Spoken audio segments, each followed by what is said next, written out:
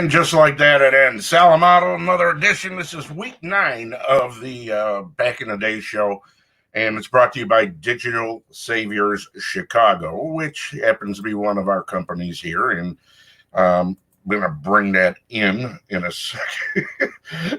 Every time I think I got this thing organized, I ain't got it organized, But we got about 10, 15 windows here. And for those of you just joining us, Digital Saviors Chicago transfers VHS tapes, audio tapes, cassettes, if it's got audio, video, pictures, no matter what it is. Digital Saviors Chicago can transfer it all to any digital format so it'll last a lifetime. You can give us a call anytime at 815-556-2685 or visit the website at digitalsaviorschicago.com. There it is. See that? Look at that, huh?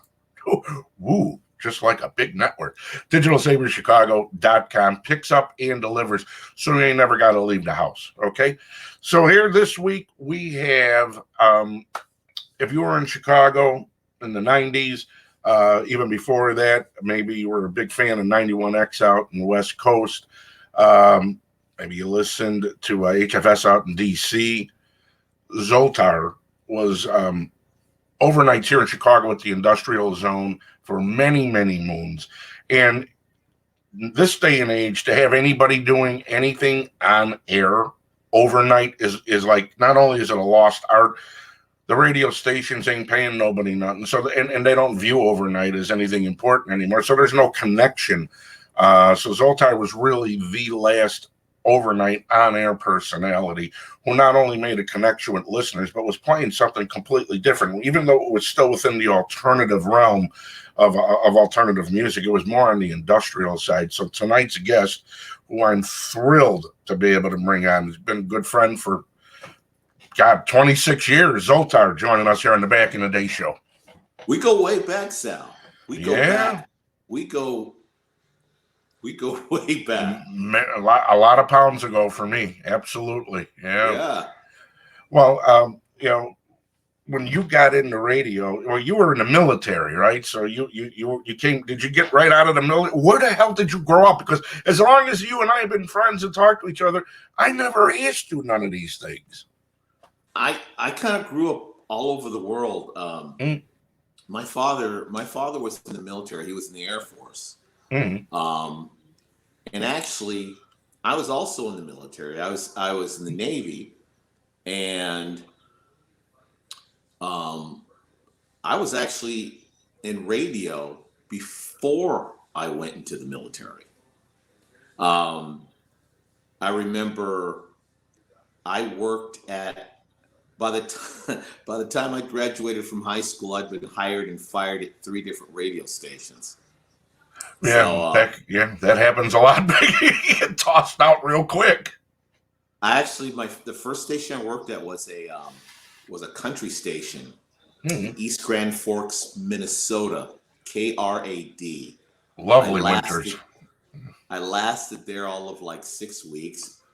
I worked at KKXL Top 40, and then I worked at a college station, and because of the station, none of the college students wanted to do any shifts. So as a high schooler, I said, I'll do it. So then when I went into the Navy, and I had I kind of had a hardcore job in the Navy, and I burned out. I burned out, and so I said to myself, you know what? I made a little bit of money doing this before I went in. I said, I think I can do it. I know I can make some money when I get out of the military. And back then, it was very different, because I remember they were like going, what are you going to do? No one's going to hire you. What can you do when you get out? And I said, I'll find something to do. Trust me. I went to broadcasting school, and then out of there, I started interning at 91X in San Diego. And this was back when there were only four alternative stations in the country. 3 of them were in California. Late 80s, right? You got to be about the late 80s. Yeah, mid 80s. mid Yeah. 80s. It was Live 105 in San Francisco, K-Rock in Los Angeles, Yeah. 91X in San Diego. The Quake, which was in San Jose, had just bit the dust, and there was WHFS in Washington, D.C. And actually, WHFS was the oldest alternative station in the country before the California ones came up. So what were they playing? What were you playing? What were, I mean, of course, I know, but a lot of people may not remember. What do you remember playing? What was considered alternative? 85, I mean, we know, but a lot of people may not. What was on that playlist, man? Here you go. U2. The Cure. The Clash. Big Audio Dynamite. The Alarm. B-52s. Oingo Boingo. Oh my God. Let me think here. We did this thing. I started doing weekends at 91X. And what we would do, the program was called a block party weekend. The listeners would pick the bands. The DJs would pick the songs. So, for example, we would do like a block of the B-52s. And then we played David Bowie. I learned about David Bowie working at that station. I had heard of David Bowie, but I remember my parents bought me the Diamond Dog album on vinyl when I was a teenager. One Christmas. We played Beatles. We played David Bowie, U2. And then like some of the old, like we called them stuff like, remember Felony? That song, The Fanatic? The chorus is Dirty Movies Turn Me On. Yeah. Cigarettes and alcohol. Then we did a lot of punk. We played Sex Pistols. So ska had to be in. Yeah, the Specials had to be in there probably, right? We played Specials. Yeah. Fine Young Cannibals. Yeah, think about that. They were alternative before they crossed over with a hit. Yeah, that's right. Yeah. And then it's funny because like now people call stuff like The Cure emo. I'd never heard that term before. Oh, they're emo. And I'm like, emo. And then we played, and actually when 9 Inch Nails came out with Pretty Hate Machine, we were all over that. And dude, that's 30 years ago. Sorry to interrupt, but that's 30 years ago. Think about that. Think about Pretty Hate Machine, Blood Sugar Sex Magic. Sal, it was more than that. Because Pantera's Walk was 90. So you're probably right. Happiness and Slavery came out in like 90. It came out in 90. Their second album came out in 90 with Wish. So it was that's right. Yeah. And I remember think about that. They did a show at this club that I used to spin at, and we gave away tickets. And I remember after the club, I'm getting in my car, and people just threw the tickets away because nobody wanted to go to the show. Really? I remember that very well. It was like we couldn't give away 9 Inch Nails tickets. Well, who was Trent touring with? Who did Trent tour with? Was it Charlie Claus? Who was he touring with at that time? Oh my God! I mean, think about it. Who was in the band? Because in the studio it was pretty much him, and then Charlie. It was him. Charlie Klauser. I don't know what became of Charlie. He did some remixes that were just out of this world. Yeah. I can't remember who else was in the band. Oh. Here you go. Chicago's own Martin Atkins. He played drums. No kidding. He played drums on that because I remember when I was at Q101 in Chicago, during the day, I had the best time in Chicago because I was on the air overnight. I'd get back to my loft. I'd sleep for a few hours, and then I'd get up about 1 o'clock in the afternoon, and I would just hang out in Chicago. I would just go all over Chicago. And I remember one of the things that I would do, I would go to Martin he had this big warehouse where he had a loft, and this is before his kids were born. Him and his wife, and then he had his record label, Invisible, was there, and he had a drum setup. Martin Atkins was the one that taught me how to sample live drums. I remember that very well. He showed me how to do it in his studio, and he had like a room with nothing. He had a room nothing but drums, and I remember that. And I remember him telling me, he goes, you know, on Pretty Hate Machine, I play drums. And I go, no, you didn't. He goes, yeah. He goes, check it out, Zoltar. And sure enough, just like he played drums on most of the old Ministry stuff. Wow. You know? And think of that, they were on TVT, which was a TV Tunes label. I always wondered how Trent wound up. It's like nobody else wanted to sign this guy. They couldn't hear the hits that were on that first album that he wound up at TV Tunes. But what was weird about that? You remember that that song that they did, "Happiness and Slavery"? Mm-hmm. That song, Trent and who was it? Was it Bill Gottlieb was his name, the head of TVT? They were like, and Trent wanted out. And one thing that Gottlieb was known for, ironclad contracts. Because I think he was actually a lawyer at one time, and he and Trent couldn't get out of his contract, and that's how he came up with that song, "Happiness and Slavery." Similar to what Prince did when he did that, the Rebellion, when he put slave, because he was a slave to Warner Brothers, and he still remember. I don't know if you remember, he still had like 3 albums left to give Warner Brothers, so he just went in the vault, grabbed a bunch of songs, spit them out, and said, "Okay, my contract's done."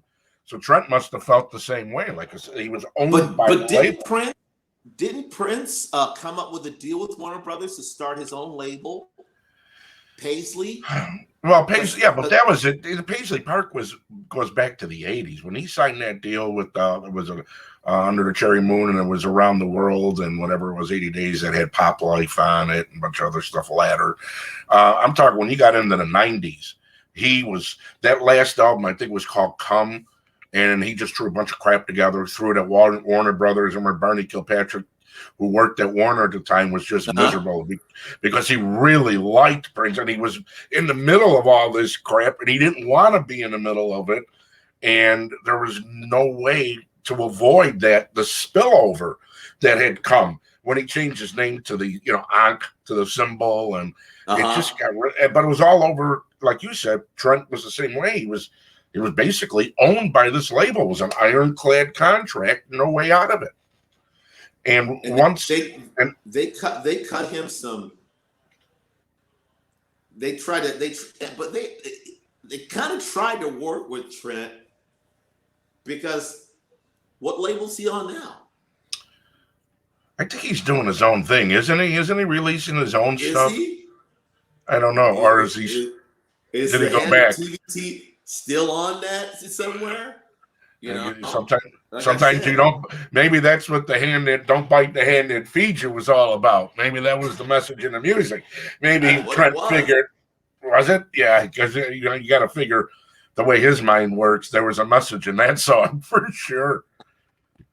And in '90, what was it? Yeah, it was '90. Ministry, that's when Ministry changed their sound from like that synth pop to just hard, scary stuff, because I was in San Diego and working at 91X, and I worked at this club I did a night at this club called the Piranha Room, which was just wild. Mm-hmm. And they did a show, and I remember Al said, he was saying this, he said this in an interview. He goes, the first person that comes and asks me to play Every Day is Halloween, I'm going to throat punch him. I swear to God. No, or I'm going to punch him in the face. I know he was talking about a punch somewhere. Mm-hmm. And so everybody was like going, and I remember all the goth kids were there, and because this club was kind of gothy. Yeah. And so everybody's like wondering, what's it going to be like? What's it going to be like? And I still remember this very well. Band came out, they set up, and at that time it was a small setup. There were only 4 guys in the band. Mm-hmm. That was it. And they kicked it off. Land of Rape and Honey had just come out, and they kicked it off with Stigmata. And people were just like, because it was just so different. I mean, Sure. Ministry did not have that sound. Right. I mean, that hard ass guitar stuff. Mm-hmm. But I remember what Al was wearing. He had a raincoat on, and he had one of those clockwork orange hats. He had like this cane, and when they kicked off into Stigmata, he took the raincoat. It was one of those expensive London fogs, and he opened it up, and he was wearing, that's all he had on were panties, garters, thigh highs, Doc Martens, and that was it. It's a fashion and trend. I was like going, this is the shit. This is what's happening. It was just, and something else. This is before he had the long hair. He had like a skinhead look. Because I remember people go, is he starting a new skinhead band? Is that what Ministry is now? Yeah. That's sure. Yeah. I just had the video up there for Stigmata. Yeah, I see it. Yeah. When originally, when their first release, it got to go back to '82. I think we were playing them even in the clubs. We were playing. God, I Wanted to Tell Her when he signed a deal with Arista. There was I Wanted to Tell Her. This was before Every Day Was Halloween. There was I Wanted to Tell Her and Work for Love, man. Yeah. Remember Over the Shoulder. Over the Shoulder. I didn't play it. Drums on a lot of things I've done. Really? Yeah. And then Every Day Is Halloween. You come out and it's like, where the hell did that come from? So Cannibal's song and everything, that was like everything was a completely different world after 1990, and it got harder and harder, even like with NWO. And it's like, whoa, man! Now it really started. Ministry really started getting aggressive. But I love that. That's my favorite Ministry. Well, Thieves. It was like Land of Rape and Honey, Thieves. What was that?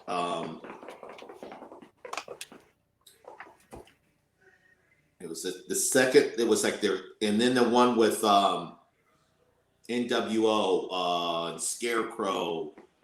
I still listen to that. Even today, I still listen to that stuff. Well, you're a big metal guy too, right? I mean, you're a big. Not necessarily, because I think a lot. I like the harder stuff, but a lot. Like who? Give me. I mean, everybody has their own definition, don't you? Everybody, everybody defines metal as to what pleases them. Versus, like, from a programming standpoint, we have this thing in our head: metal. All right, this is metal. That's not. Some of your favorite metal guys. You have different types of metal too. Yeah. People that are out there listening. You remember, and he actually was my attorney for a long time, Tim Donahue. The name sounds familiar. Never met him, He but was the my name sounds attorney, familiar. and he set up a lot of things for me. But Tim, if you ever run into him, this guy can play the hell out of a guitar, and he Okay. knows metal very, and he like death metal and the speed metal stuff. See, that really Oh, wasn't my thing. yeah. Um, I just like Celtic I just Frost. like the crunchy stuff, the stuff that make your eardrums bleed and kind of get your attention. Yeah, And, Cannibal Corpse. but That Cannibal Corpse stuff is just. yeah, that's I and it's like that's a lot of people are into it, but that's To just each not my their own. thing. Right. Yeah. Yeah, But what were some of your favorite bands that you were playing? Because you were doing a metal show back in the day too, weren't you? Didn't you I have a did metal this show? Metal Shrapnel, right? shrapnel when I was with Shrapnel. 91X, and what I Yeah. would do, I'd play a metal song and I'd play a rap song. That's how I got shrapnel. Mhm. And I played some Metallica, but I really wasn't into Metallica. I would play AC/DC, but to me, AC/DC was not metal, nowhere near Mhm. metal. They're just raw. Well, Now, at that time too, Zoltar, you're talking the late mid '80s, late '80s. I mean, there wasn't what was metal in '86. You know, I mean, you had people who thought Motley Crue and Bon Jovi were metal in '86. You know what I mean? So, what was metal in yeah, that era? From that point of view, at that point in time, what were you yeah, playing? yeah. So it's one of those things. It's all relative because now here's a band that I really like, and I still do. And actually, they were friends of mine, the ones that are still alive. Slipknot. Heavy. Now, an old dear friend of mine, she was Slipknot's first manager, and I remember she programmed a station in Des Moines, Iowa. I got some connections in Iowa, in Des Moines. Mm-hmm. And the name of the station was called The Dot. It was an alternative station.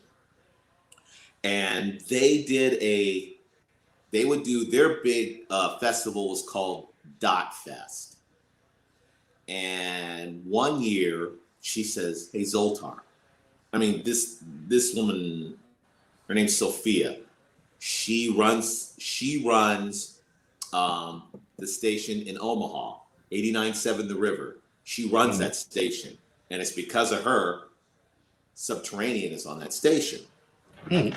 And she says, "Zoltar, I got this band I've been working with. I want you to check them out. Tell me what you think." And they played at this Dot Fest, and the first time I heard them, I was just like, You weren't because persuaded it was yet. like, but this was it. They were so, and see, that was big when all the underground bands were like doing the on stage bondage shows, Mm-hmm. and they had something like that going on, and I was just, I'm like going, "So what are you guys?" I said, "Are you guys a band or what?" I said, all that other stuff's a distraction. I said, "Rule of thumb, if you don't have I said," and I remember I was telling this to Sean, who's the clown. I said, "Look, man, unless you got a microphone in your hand or an instrument, get the hell off the stage. All this other stuff going on." And then I remember they did a song. I think the first hit was a song called "Spit It Out." Yep. And they sent me a they sent me a copy of it. I still have it somewhere on CD. They sent me a lot of bands sent me test pressings on CDs. A lot of bands did, It was Spit It Out, and then Wait and Bleed. I think it was right after that. Yeah, but I remember I like "Spit It Out." That was just. Well, there was nothing out there like that time. There was nothing there, dude. No. That was heavy shit. Not at Sorry. all. That was. And yeah. I mean, it was just like, and then I remember they did a. I DJ'd. I did a DJ set. Went back and it was Slipknot, Sister Machine Gun, and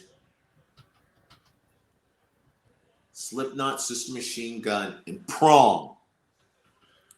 Wow.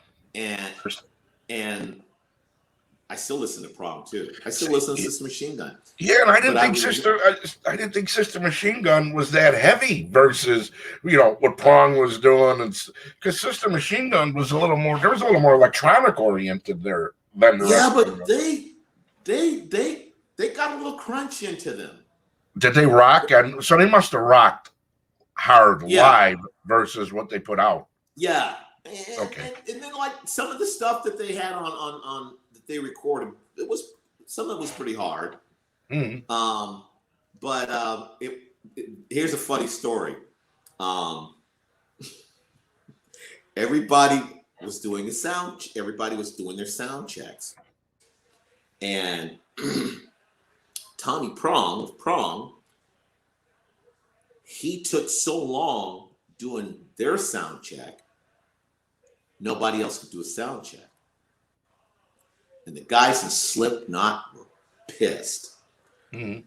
Guys in Sister Machine Gun were pretty upset too, but guys in Slipknot, they were looking for some bloodshed, if you know what I mean. Mm-hmm. But this was the killer part. They used like a backing tape, Yeah. Really? So it was like, what was the point? What was the whole point of, So nobody hit him in the head with a guitar, huh? And that really set the guys in Slipknot off. Oh, absolutely. That'd be like a DJ waiting for the guy setting up everything. He comes up with a jump drive and it doesn't even mix. I'd honest to God, I'd have to impale him. Yeah, but that was, I remember that was funny. And I remember I rode in the tour bus with Sister Machine Gun back to Chicago, and I was in one of those little bunk things, and I was sleeping, and I forgot where I was, and I sat up real fast, and I just slammed my face into the top of the bunk. That's because you're tall. Short people don't have that issue. No.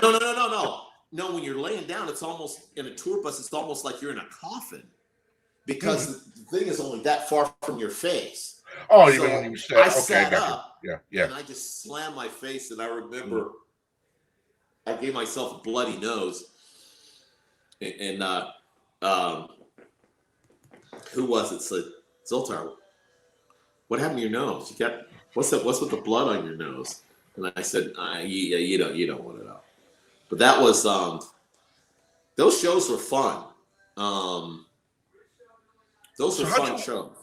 For those of you just joining us, we're sitting here on the Back in the Day show brought to you by Digital Saver Chicago with the Zoltar, who not only has, it's got to be the third longest running show, right? On syndicated.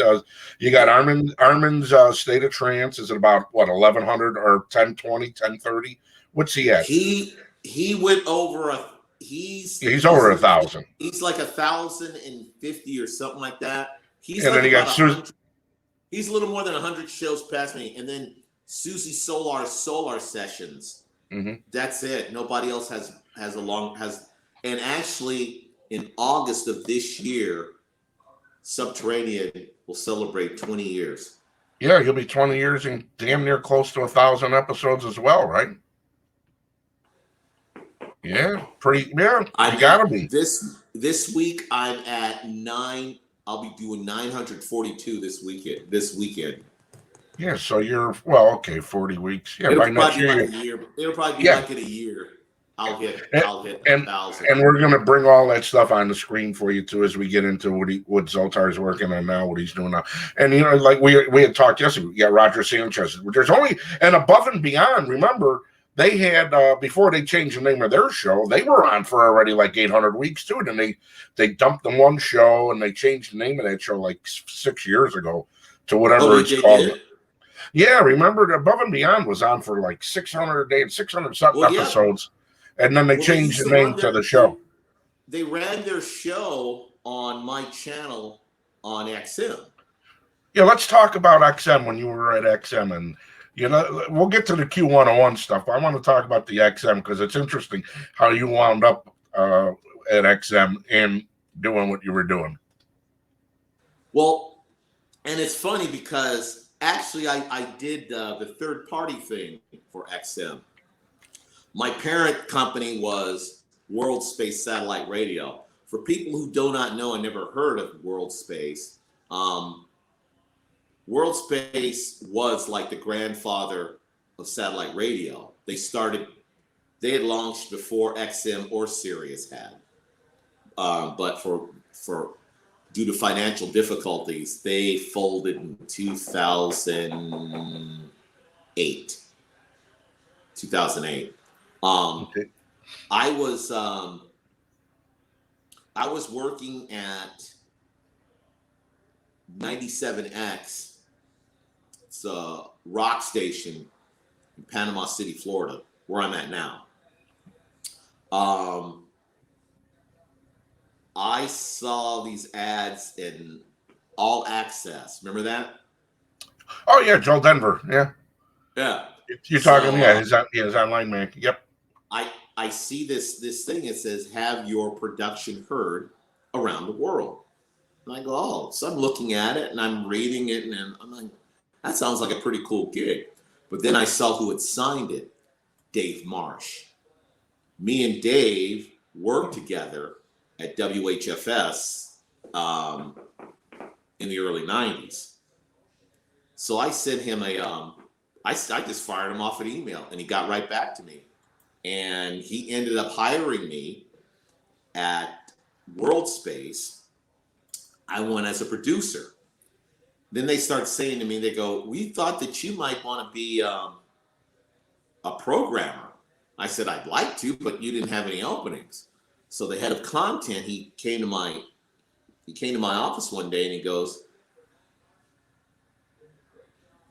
we have an opening. Actually, we have a couple of openings.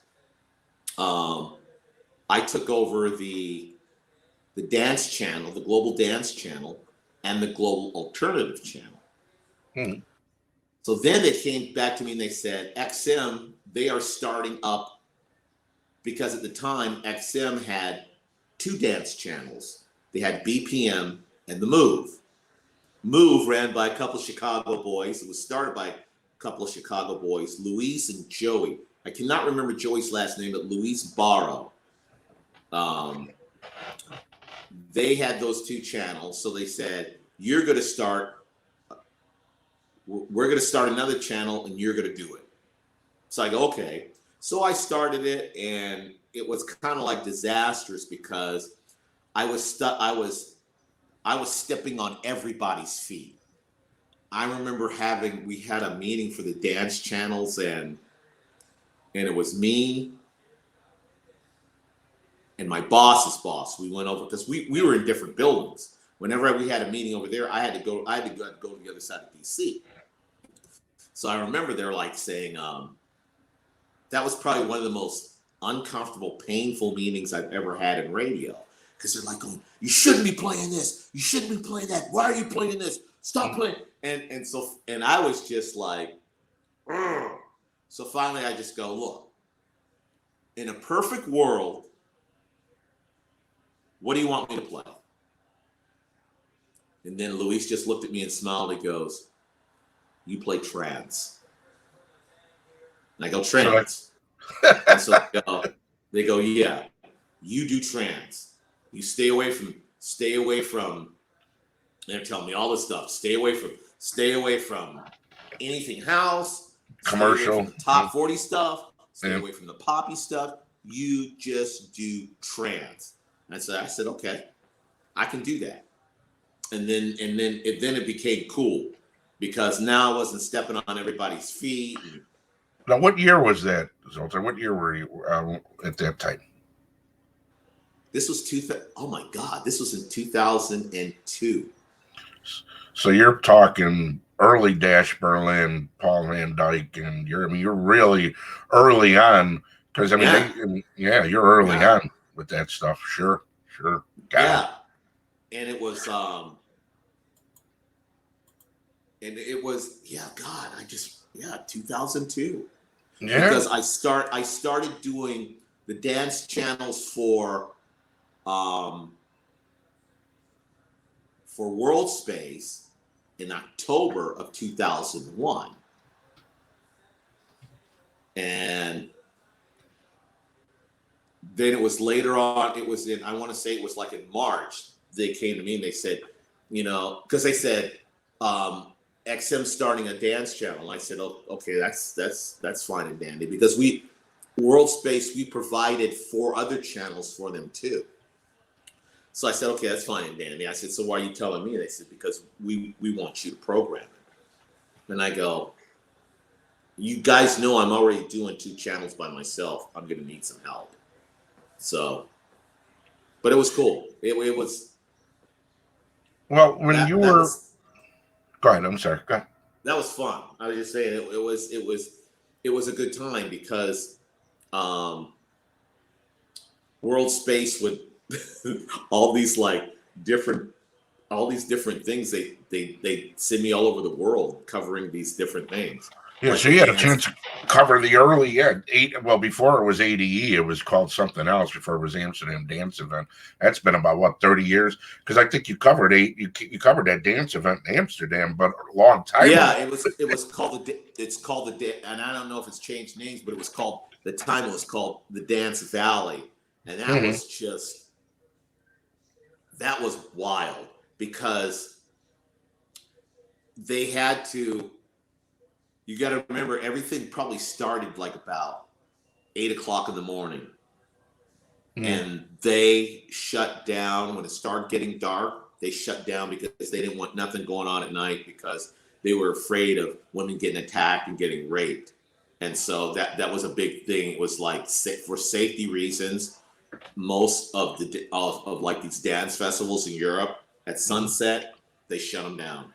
Well, even then, back then, Ibiza wasn't really what it is today. It was still, Majorca was still the party island at that time, from what I remember. If you go back mid '90s, late '90s, it was Majorca, and there was what was the other one closer to the Mediterranean or by Israel?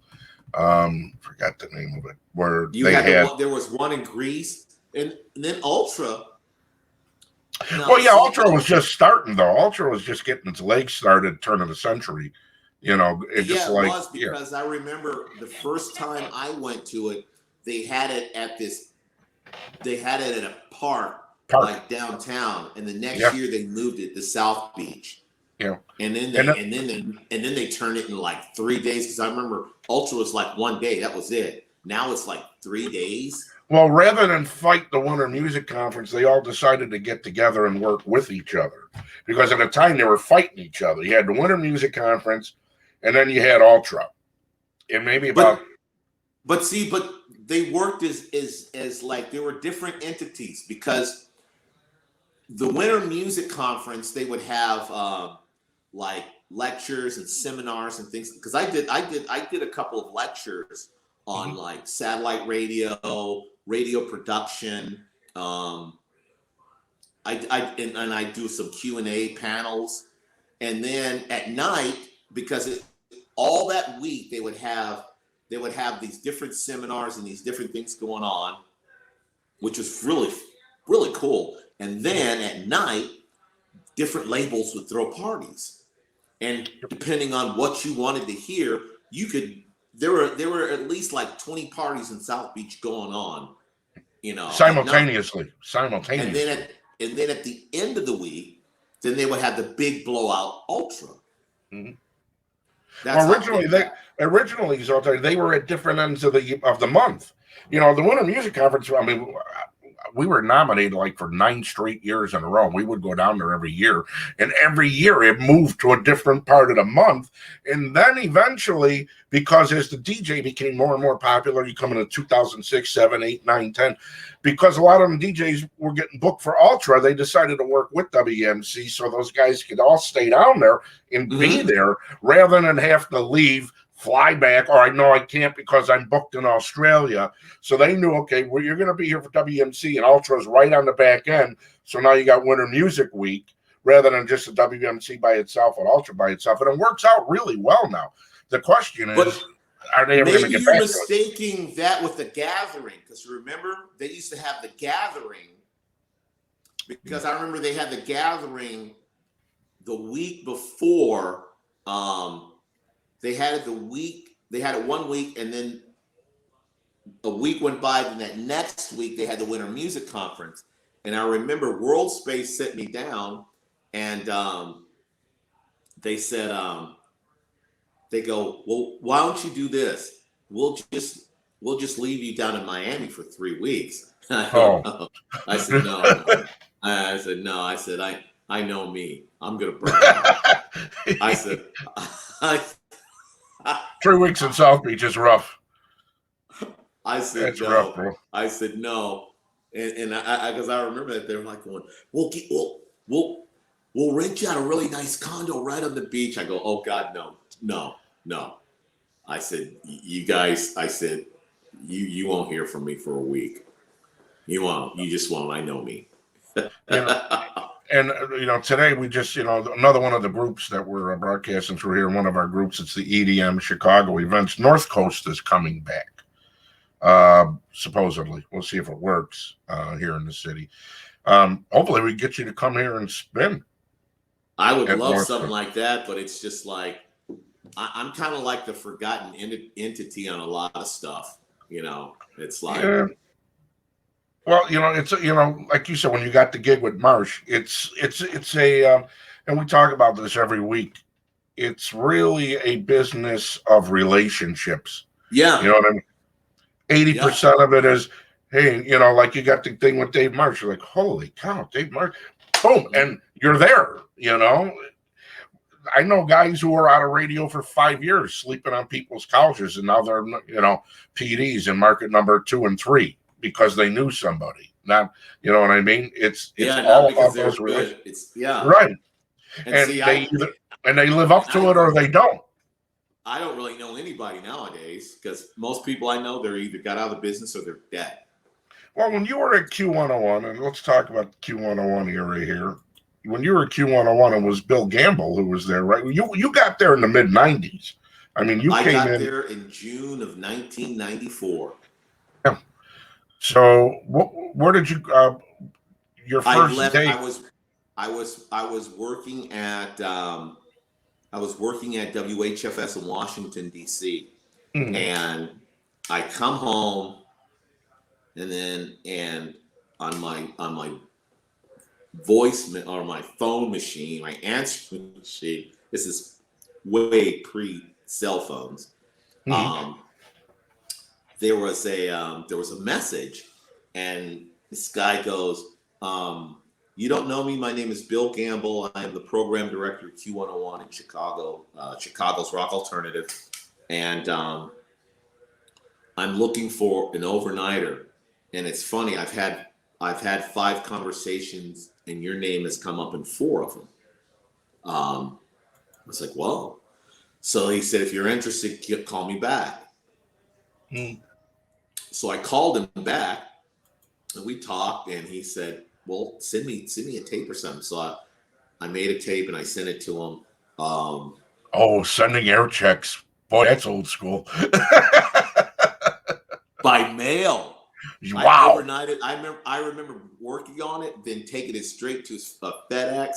And he called me back and he said, "I listened to your tape. I like what I heard." He said, he goes, "Let's get you out here to do an audition." So I flew out to Chicago, and I auditioned for 4 nights. And I remember Robert Chase. Wow. He was kind of like helping me get acclimated to the equipment there.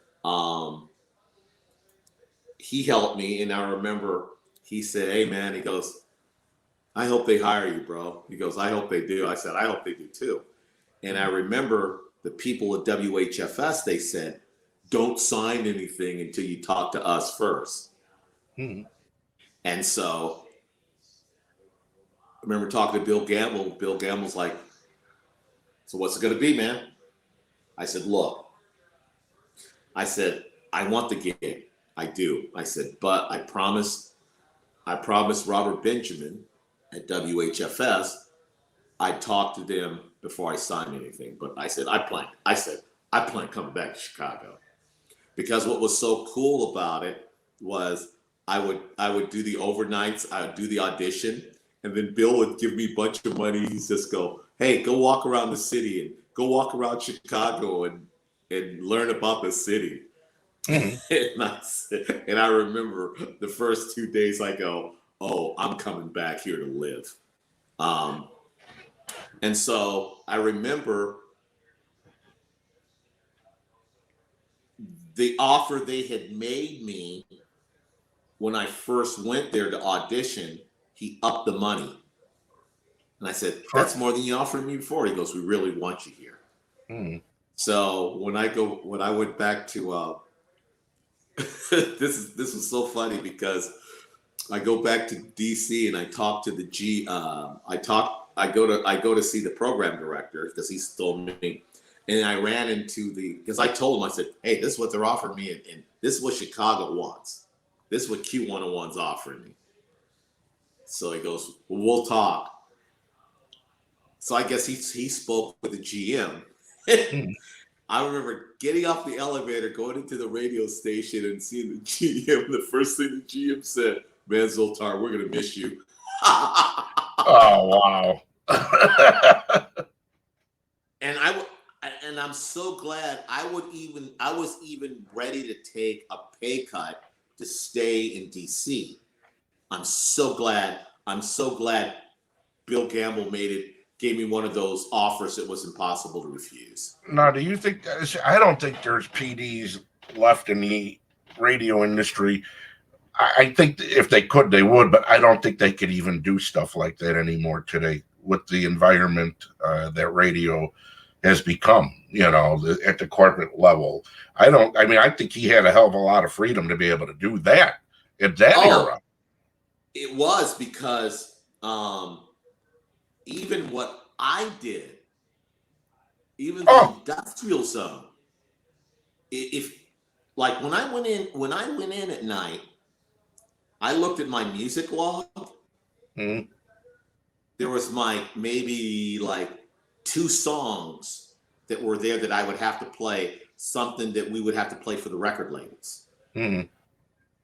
But everything else, because I remember I called up Bill Gamble. I said, Bill, I'm looking at my music log. I said, that was the first, and he goes, then you fill it in, Zoltar, fill it in. That's freedom. You don't. Yeah, that's freedom. Wow. And that's what gave you the connection. It's because you knew what you were doing, and that audience overnight, just like anybody who listens to radio overnight, you look. The only connection here left, Zoltar, in Chicago with anybody who's on the air overnight. There was this guy Nick DiGilio. He was over at GN. He's gone, and Grobstein. Grobber's still over at the Score. There are no people to make a connection with overnight on radio here in Chicago anymore. There really aren't. And I think you were probably that last portion for people to make it. I made so many friends. To this day, Mm-hmm. It's like Chicago. It's almost like my home. I mean, I know so many people. When they started, remember when they started the Cold Waves Festival? No, I don't. Okay. Don't recall. Cold Waves started, I want to say, it was 2013 or 2012. Jamie, who was the lead guitarist for Acumen. Remember them? Yeah, because I think I had one of them on Modern Tracks. Okay. Yeah, you did. You had Queener. There you go. And Jamie, unfortunately, committed suicide. And that was messed up because I saw it on Facebook and I'm like going, if this is a joke, this shit is not funny at all. It's that's just, piss poor taste. And so I'm waiting for someone to come back. Oh, we were kidding. Da da da. Never happened. And so they did a benefit show for him, and Jason, who actually is a big promoter, and he's from Chicago, but him and his wife and his family, they moved last year. They moved to Los Angeles. He said, Zoltar, are you going to be there for it? I said, yeah, man, I'm there. And they had it at the Bottom Lounge in Chicago. And Sal, that was my first time going back to Chicago since 1998. Really? Well, Yeah. you were here, but you were here on the air when they were when it got sold, weren't you? No, I left in 98. Did you really? I got fired. I got fired in, it was like June of 98. Oh, wait a minute. Yeah, because I was just getting rid of Modern Tricks. That's right. And then I left in October, and I went to work at a station called The Crow in Cocoa Beach. No. Up the ways from Cocoa Beach, Daytona Beach. Because you and Frankie Hollywood you were both down south. Frankie wound up down south too. He was in Alabama when you were in Florida in 98, 99. Really? You were in yes. Yeah, Frankie was doing mornings on it. They threw him out of B96 for no reason. And you probably got thrown out of Q101 for no reason too. I got thrown out of Q101 because, see, Bill Gamble was my protector. Right. Bill Gamble let me get away with so much stuff. And he went to the zone.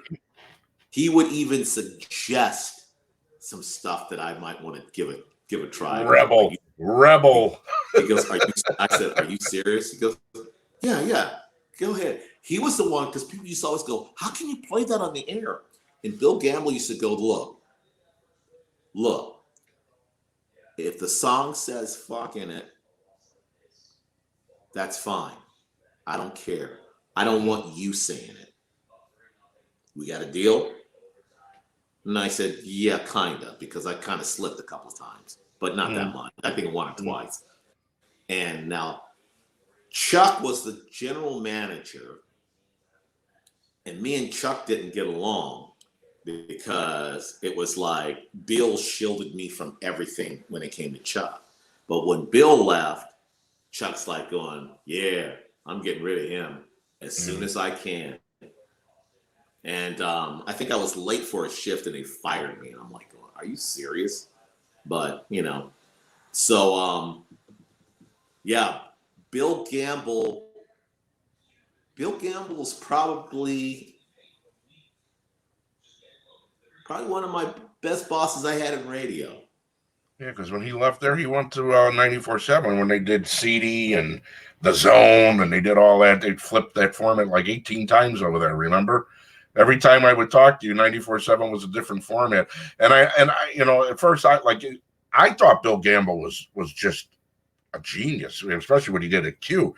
And I couldn't figure out how could this guy do what he did at Q101 and make such a mess over at 94.7. And then I realized it can't be him. It's got to be this corporatization, because once they deregged radio to where you can literally own every audible signal up to about 7 or 8 of them, just like you had talked about when they were screaming at you at satellite about you can't play this, you play that. They did this. They had that same fight here in Chicago with V103 and 103.5 because the beat was playing 65% of the same R&B songs that V103 is playing. So now they're cannibalizing each other because they're both owned by the same company, and you can't do that. So then they flipped the beat, which did like $22 million in billing in its first year at 103.5 to Kiss FM, and it took them 18 years to literally make a profit over there.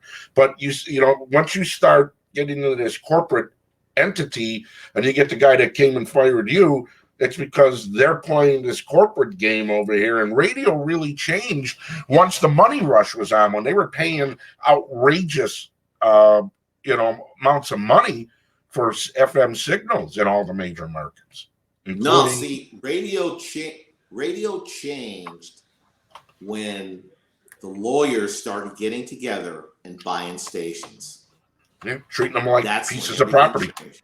Yeah, Because yeah. because all of a sudden radio turned into big money, big business. Mhm. And that's when everything changed. Yeah, and I mean the Drive. If you recall, the Drive was a classical station, and they sold it. I think Bonneville paid 170 something $1 million at that time for an FM radio station in Chicago. I mean, the price, because demand was so high, people were bidding these things in. That's why Yeah. Cumulus, BK, Clear Channel, would they filed $20 billion bankruptcy? They all paid way too much for this stuff.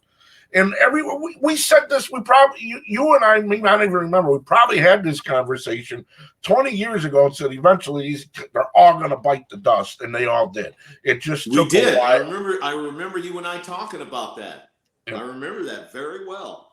Yeah, we used to have a term when I was a stockbroker. It was called as a technical trader and a technical analyst, it was exhaustive momentum cannot be sustained. The laws of gravity have never been repealed. What goes up must come down. And the values of these radio stations had gotten insane. There were radio stations going for $450 million in LA. You're paying $450 million for a hampered FM signal. And that was 20 years ago. So now that's why Emma sold all their stations, because it was just too much money to let go. Yeah. And when you look at Q101 now, and don't forget, you can download the Q101 app, the real Q101. You can download the Q101 app, and it's streaming. As I'm looking here, Zoltar, I'll show you, Rick. That was the year you started, 94, right? Uh-huh. When you were at Q? Yeah. So these are the top songs for that year. It was what was his name? Bobby Scafish was doing mornings. Another Chicago icon. Yeah. Samantha Fox was doing middays, the English girl. Brother, she lives right outside of DC, with Lance and Stoley. Remember them? Yeah, no kidding. They got because I remember they were a thing, and they got married, and they have like 2 kids now. Wow. Let's see, who did? Steve Fisher did the afternoons. Yeah, I just talked to Fish online about a week ago. I talked to Fish. Yeah. And then who did?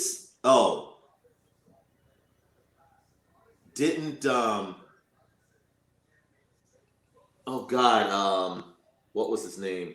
Robert Chase. Didn't he do 6 to 10? Chase was on nighttime, right? So they had to be. Yeah. Look at Jessica. One of the Jessica's watching. That's funny. Go ahead, Zoltar. I'll put some of the quotes up here. Some of the quotes from people. See, that's another thing. They can't. Go ahead. Brooke did late nights. Yeah, Brooke Hunter, right? Yeah, Brooke was. To this day, I just did some voice stuff for Brooke. Brooke was like my best friend, and we used to say. I remember we used to have this running joke if someone had mic'd up the studio while we were having some of our conversations. She's like, Zoltar, we'd be going to jail. Well, I think in a lot of studios, if they heard what, some of the stuff people said, because at the end of the day, you do what you got to do on the air, but you're still a real person. And, sometimes you can't say those things on the radio, although Bill Gamble didn't seem to mind if it was in the song, just not you saying it. Yeah, because Bill Gamble wanted to have that edge. He wanted us to have an edgy thing about us. He said, okay, we may do this and this and this, and people would call us the Pearl Jam station, during the day. He says, but our overnights are going to be different. Well, And he the goes, overnights and he said, and that's why we brought you in, Zoltar. and the imaging was great, man. I mean, it was on point for that Target demo, man. It resonated. I mean, it was just it was just meshed in perfectly. Everything about it from that era. Um, 92, you're coming out of the Murphy and the Q101 switch parties, and now you're morphing into the alternative. By 94, 95, the station was really hitting, man. It was really hitting on all cylinders. They changed up imaging guys because the guy who finished up there, and you're probably talking about he's got his own company. His name is Jude. Yeah, Jude was doing the mix for a while, too. Oh, did he? Yes. But I remember before he got there, there was a guy that I used to work with at 91X in San Diego. He was kind of like my mentor. He's probably the reason I turned into a production fiend. This guy's name was Tattoo. And this guy, I wouldn't hear from him for years, but it's like out of the clear blue, I'd get this weird, bizarre message on my voicemail. And I know, and he's like going, yeah, man, just letting you know I'm alive, bro. And I talked Bill into hiring him to do imaging. I said, now here's the drawback. I said, you may be going great for weeks, and all of a sudden, next thing you know, you won't hear from him again. That's what you got to deal with. And Bill's like that guy. He always would take he goes, well, let's give it a shot. And this guy Tattoo put out some killer stuff, but all of a sudden it was just like, boom, didn't hear from him again. It's like a web designer. It's like web designers and strippers. They're all the same. They're here today, off the pole tomorrow.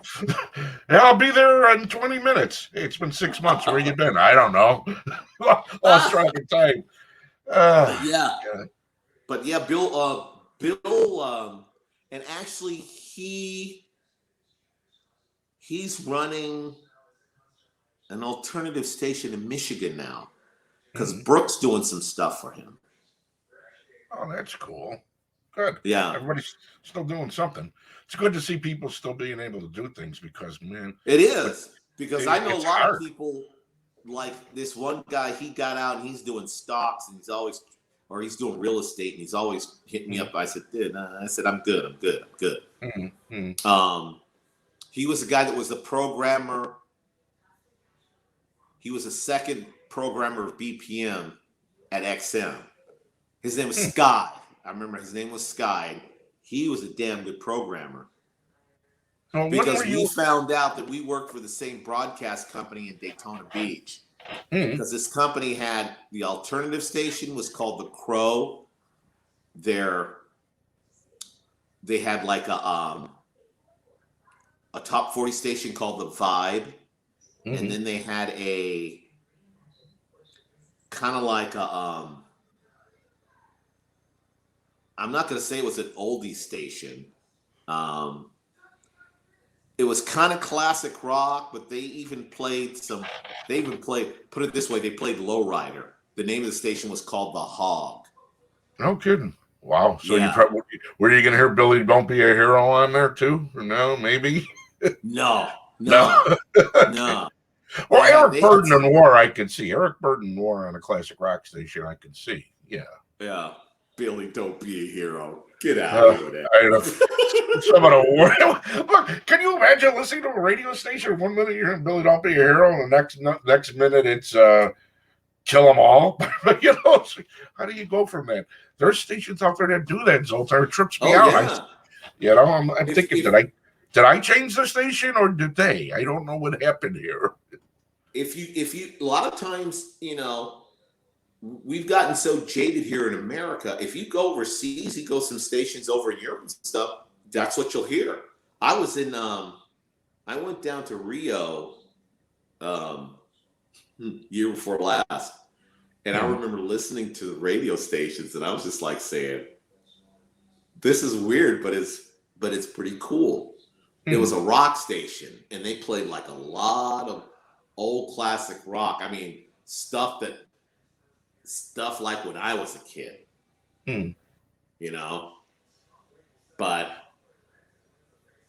See, I enjoy Radio 538 out of the Netherlands. I really do. I where love Radio 538. I love it.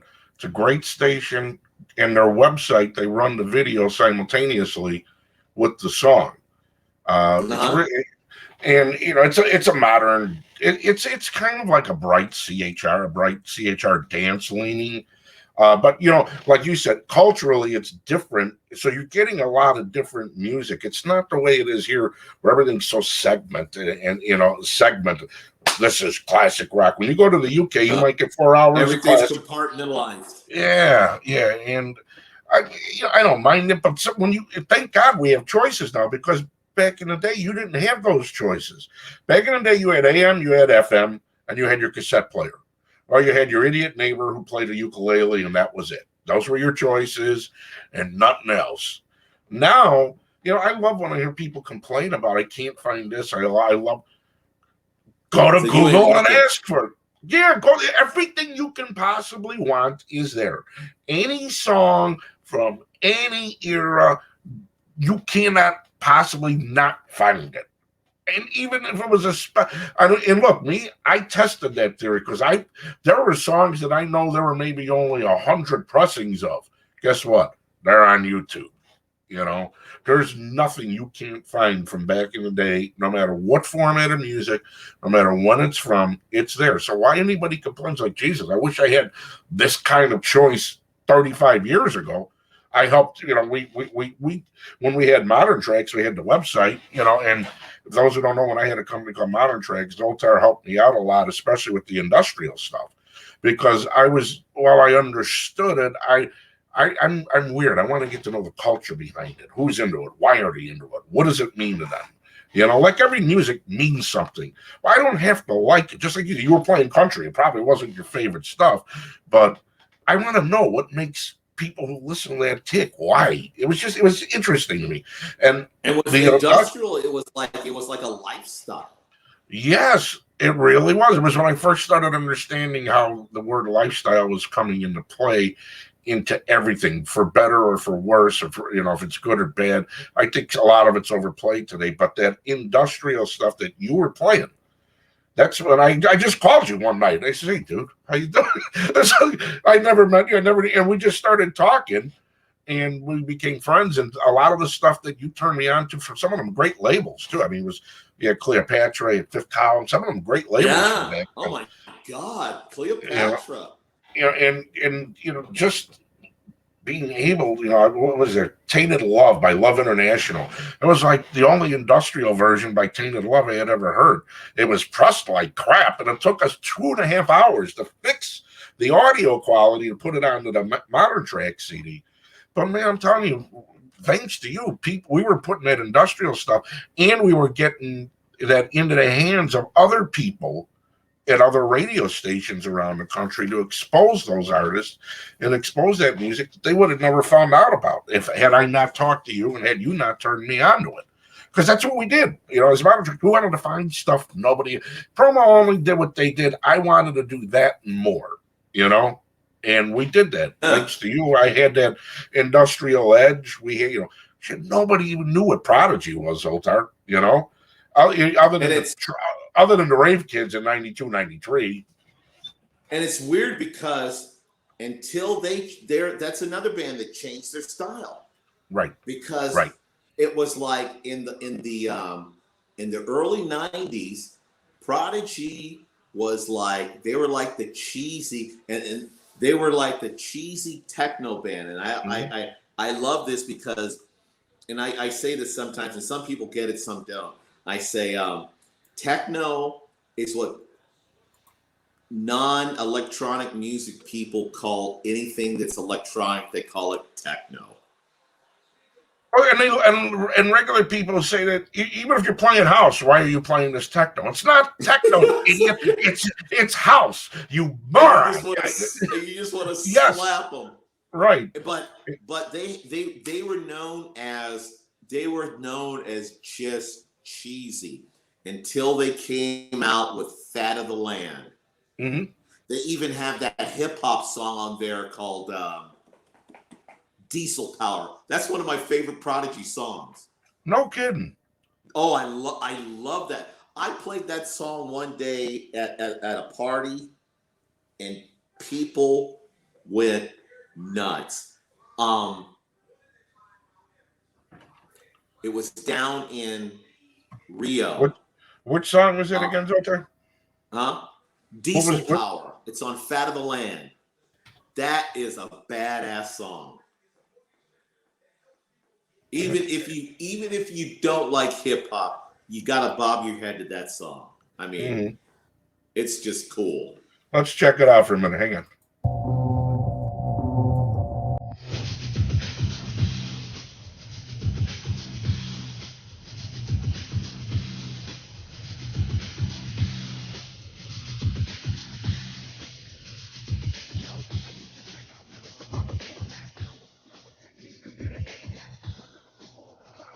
Now, mind you, this came out in 1994. Yeah, see, man, that was that down tempo rave drum loop, man, and yeah, all you had to, it's really what it was. It was like, now you know that Fat of the Land, you know who had the rights to that before she sold it? Who? Madonna. That was on Madonna's label. Yeah. It was on because they were on Maverick. They were on. I didn't know they were on Maverick before.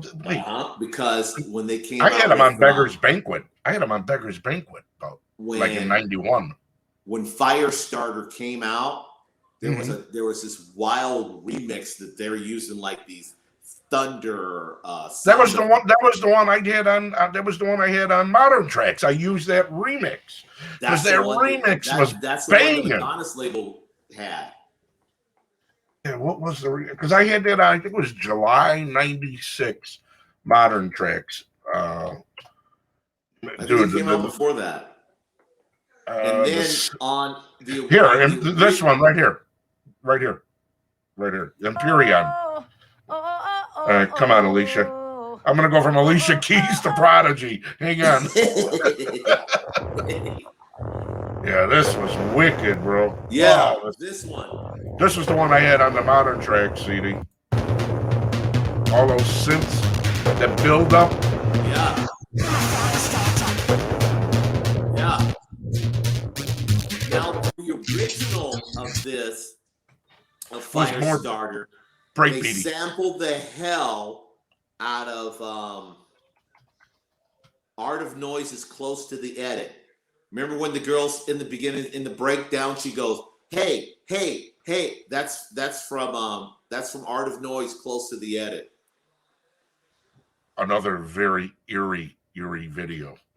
Close to the edit. That guy, he's dead. He died like about 6-7 years ago, I think. From Art of Noise? Oh yeah, a couple of years ago he committed. I thought he committed suicide. Could be wrong, but I thought that's what I had seen. Yeah. Hey. Yeah, that beat, man. Yeah. That smacked my bitch up. And, that was just really aggressive stuff. Remember my intern Sherry? Yeah. We went to a Prodigy played in Chicago at the Metro. And this guy, and it was like the flu season. Everybody was getting sick. I remember this because he was going around and he was taking people's hands and he was sticking them in his mouth. And I was just getting sick watching this guy. That's it was like going, if he grabs my hand, I'm going to take my finger and see how far I can force it down his throat. Yeah, she probably said it very nicely too, with that red hair, and she was smiling when she said it, but that was so funny. Yeah, she was a sweetheart, man. She really was. She was a wonderful. Yeah, even that cover of Prodigy did of the Fifth Dimension's Up and Away. You ever Oh, hear oh, that? dude, that was another one. Oh my God. When I was down in Rio, um, I took this tour, a It was night called tour, Hot Ride. That's it. at, Balloon Ride or something like that. This Yeah. just slamming.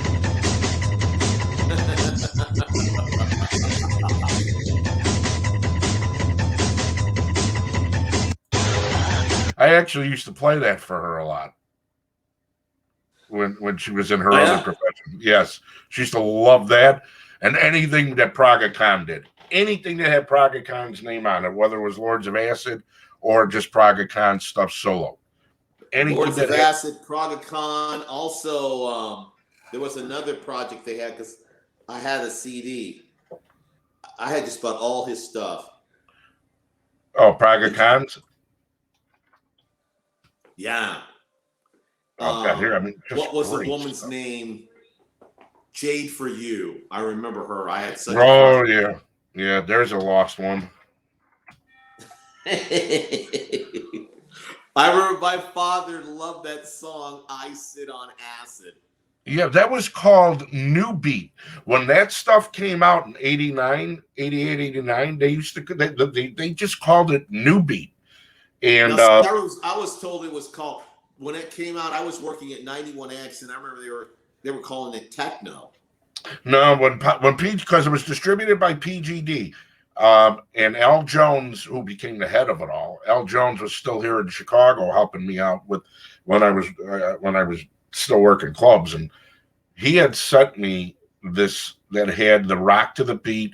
It had it was a 4 EP, it was a 4-track EP, and there was the name of the album was This Is New Beat. That's what they called it. And that was Jesus, Stevie V wasn't even released yet, Dirty Talk.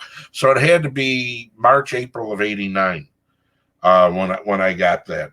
And this stuff, there was nothing else that sounded like it. So that's when I first got turned on by Jade for You and Praga Khan. I was like, wow, this is some really different. We didn't know what to mix it with. You know, it was like, what the hell am I going to play this with? I didn't know what to play this with because there wasn't anything yet at that time that sounded like that stuff. Let's check out Jade for You. I did a show at WHFS called the Mutant Dance Party. Right. And I had a lot of stuff that I mixed with that. Well, see, yeah, because you were the lead Prodigy, old Prodigy worked very well with that. Well, yeah, it was they were a whole different Prodigy with Charlie and what was the other one, the Bouncer. Charlie, Out of Space. Yeah, different. It was a whole different Prodigy from the early '90s to that later '90s. Let's check out this Jade for You. Old who was that? Apotheosis. Oh, Bombrada, yeah. Oh, Fortuna. Yeah, Digital Boy was another one that had a lot of stuff. Fargetta, J&J. And then it got crazy. Remember when it got crazy, Zoltar? Once you got to about 92, coming into 93, the whole techno thing with the Sesame Street by Smarties. Oh, everything it just started getting silly after a while. It was just, and then it morphed into that Euro. That kind of kicked me into fame because I had the only full-on techno industrial show on commercial radio. This was in '92. Mm-hmm.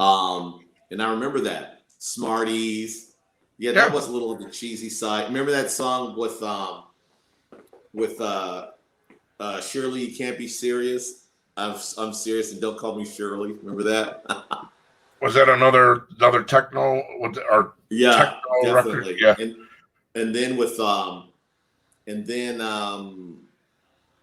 what was that one song? Aphrodisiac.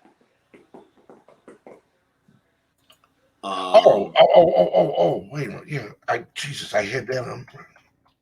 There's no. See, this is great for me because some of the stuff I haven't talked about in a while. Let me look into when Sonic Boom started. I think Sonic Boom started when you were gone. Brandon is watching, wanted to know about Sonic Boom. well, I'll look into that. Hang on, aphrodisiac. God, this is nice, Zoltar, because this is one of the things that challenges my memory because I don't get a chance to talk a lot of this stuff, so I get to pull it out. You just mentioned now it's going to drive me nuts, and I got to figure it out because I think I had that on Modern Tracks. I may have not. Aphrodisiac.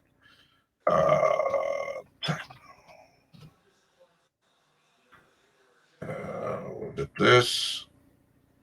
God, now it's going to drive me nuts. Why'd you do that? Do you remember what? You don't remember? What are you trying to think of? Aphrodisiac. When you said it, that was from that. It was. Remember the movie with Michael Douglas and Sharon Stone. Oh, you're talking about that soundtrack had the Sliver soundtrack had Blue from. That's it. That's what I was thinking of. Blue. Oh, Latour. Yeah, that was Bud Latour was the production guy. Yeah. He was the production guy at B96. Yeah, that was Bud Latour. He did that, and People Are Still Having Sex, and that was on Smash, which was here in Chicago. The label was here in Chicago, and Julian's girlfriend at the time, Julian Perez's girlfriend, Connie was working over there with Marvin. What was his name? Marvin Gleicher. I think it was Marvin Gleicher. They were running, and that was distributed by PGD as well. Yeah, Blue. What a jam that was. That had that, and there was another song called Cold. That was from Latour. That I think Cold was on that soundtrack, or was it not? Blue Sliver soundtrack. Yeah, that had that build up. Remember, Zoltar had that really nice build up. Yeah, I like that song.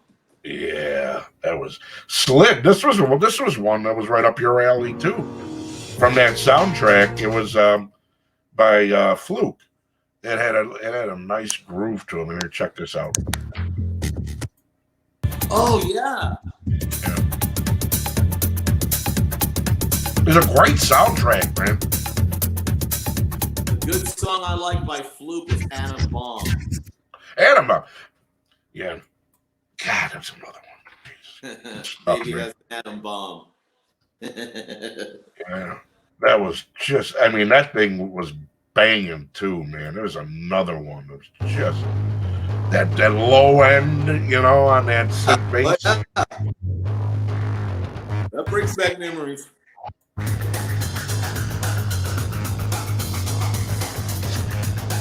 that's kind of that new beat you were talking about. Yeah, that stuff was just wicked for the era, man. It was so different from everything, and it really stood out. And when you got a song that had a good hook, it stood in your head forever. At least for me, I know a lot of people who lived it and grew up, and that was their thing. The way R&B was for me and disco was for me. I get it. I can still feel this stuff too, just like you do. I mean, when did you crank it up when you were in the studio too? Were there times you just blasted that shit in the studio? Oh man, this is what I did. I would take those metal things that they would use to like put audio tape on. The old cart machines. The old cart machines. They would take those ones up. No. Regular, just 1/4-inch tape. Because when they send it to the station, it came on those pancakes, but you had to get the reels for them, and you had to put the reels together. I used to take them apart, and I would put candles on them, turn off all the lights in the studio, light the candles, and burn incense. And I was the only one Bill Gamble would allow to burn candles and incense in the studio. Really? Oh, that puts you right in the mood, man. Yeah, I mean, you're feeling it. I used to I cranked it up. I used to turn that up. I actually went to the station engineer and I said, I need some more juice out of my monitors. Yeah, I played shit loud in there. Would they have them over? They have them over your head? How were they situated in Q Studio at that time? They were suspended from the ceiling, and they were like pointed down at me. Yeah, and you can feel that. Yeah. These things are like this, like that, and about that wide. Wood. Oh my God! Yeah, you could just. It was just like somebody punching you in the chest. And while we're talking about the industrial zone, my friend, I remember I showed you this earlier. I dug this up. This is on SoundCloud, and this guy here, Big Bad Ron. Let's see here. According to this is Zoltar on the last day of Q101. Maybe it might have been yours. I don't know. But here, check this out. Because you haven't heard this, right? I heard it because when I recorded it, I uploaded it to, I want to say, I think I uploaded it to Pogo or to what you call it. My mind just went blank because he was in DC when I was in DC too, and then he came back to Chicago. Tim Virgin. Oh yeah, because then he came back to program Q101 briefly, and then he's on the air again. Yeah, he's but it was one of them, and I remember because I remember the songs that I had uploaded because this one was a song with it was called it was Night Sareb. They had that song Join in the Chant, and then they had the song Murderous. And there was this band, they took them both and it was called Join in the Murderous Chant. That's one of those ones that I would just I probably played that song too much. So that would be considered a mashup today. That's it. Right. Aqua Lung, there you go. Aqua was it Iron Lung Corp. Yeah. Iron Lung Corporation was it was two bands. It was some of the guys in Acumen, because if you listen closely, that's Jason of Acumen singing, and the Clay People. And they did. I didn't know that. Them, no kidding. And they started that, and they got that project Iron Lung Corporation. And I remember I got my hands on that album, and I just go, "Oh, I got a new friend." It's just like you could just feel yourself sitting at Neo at about 1:30 in the morning, and it just it just takes you there. That is. Well, Exit. Is Exit still around, Sal? Last I heard, they were, but that was a while ago. Here, easiest way to find out. Oh, Crowbar's gone. Oh, okay. Yeah, Crowbar's been gone. Yeah, Exit Chicago. Yeah, Crowbar's been gone for years. I guess Exit's still there.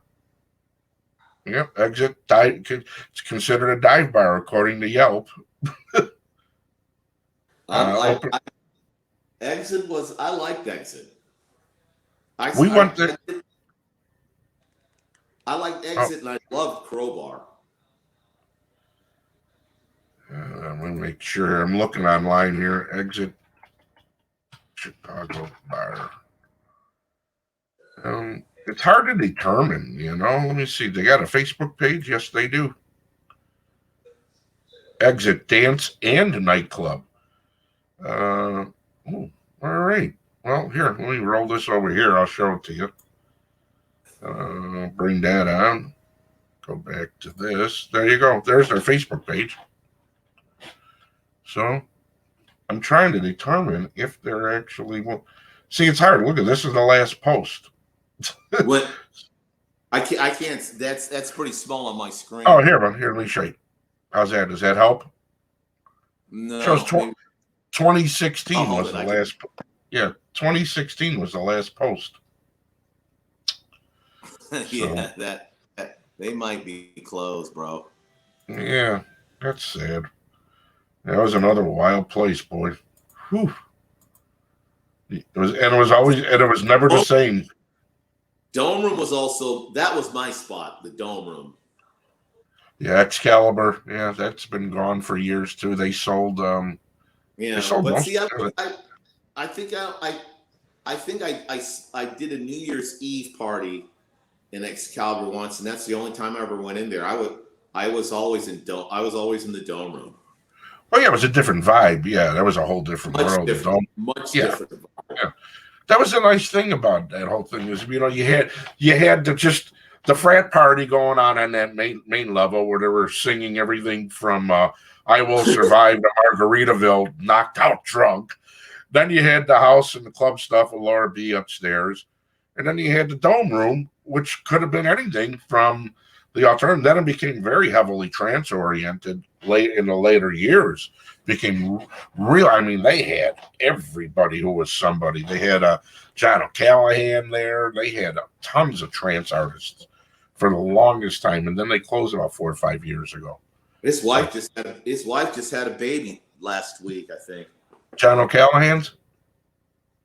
He's a father. Okay. Another nice guy, man. I enjoyed talking with him when I spoke with him. We're going to talk about the trans stuff as soon as we get to this Q101 thing. But a lot of the guys that you deal that you play in that trans sphere, nicest guys in the world, man. A lot of them that, yeah. I mean, Armin van Buren was one of the nicest guys I've ever met in my life. Paul Van Dyke. Ferry Corsten, I did a show with Ferry Corsten down in Houston. It was me, Ferry Corsten, and actually it was a global broadcast. Me, Ferry Corsten, and this group called Store and Forward. They're out of Germany, and they had Thomas of Store and Forward. He's actually helping me on some stuff that I'm trying to develop sound-wise. I'm trying to work on this kind of like a deep house ethnic sound / Middle Eastern African sound type thing going on. Get a little sitar and a little Mediterranean thing going in the middle there. That's what I've been working on. That's what I've been working on for like the last 7 months. Mm-hmm. You know, and so I sent him some stuff and I said, dude, listen to this, tell me what you think, and but yeah, then we're talking about we're doing some electro and some bass house stuff. I mean, those quick like 3-minute bangers. Yeah, you know what you got to do a version, but go get a couple Saturday morning cartoon theme songs and bass them out. You'll trip. Can you imagine being at a rave, at a festival, all of a sudden you hear Scooby-Doo coming out all housed and bassed up? Zoink. I'm telling you, people, when they're all stoned, they'll listen to that, they're going nuts.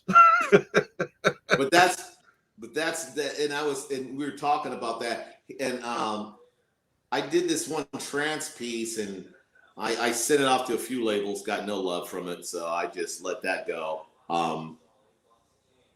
But yeah, I'm working on a few things, Well, here, let's check this out before we get to your trans stuff.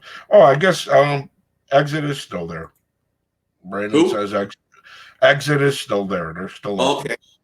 And Bobby Worley's watch says it looked like it was open a year and a half ago. So very, very possible. It's probably still there. That's like a Chicago mainstay. You know how many Exit patches and T-shirts I've seen around the world? Look, when I was in LA, dude, they knew all about Exit when I was in LA. They knew all about it. I'm talking about in London, when I was over in Germany, when I was in Bulgaria. I lived in Bulgaria for a while. That was a trip. That was What the hell do you eat in Bulgaria? Did they even have Saturday morning cartoons? What do you do when you're there? Bulgaria it's a very different country. It is, and it's funny because I lived in this town called Pleven. It's in the northern part of the country. It's in the foothills of the Balkan Mountains. And nice view. Huh?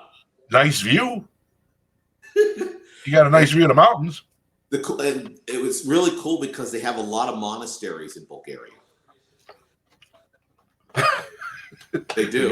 They get a good deal on land. What happened? How'd that happen? Bulgaria and Romania probably have the most monasteries in the world. Wow. But Romania, because of Vlad Dragul, he would do something messed up, so he would build a Bulgarian, and that was his pittance. That's what it was.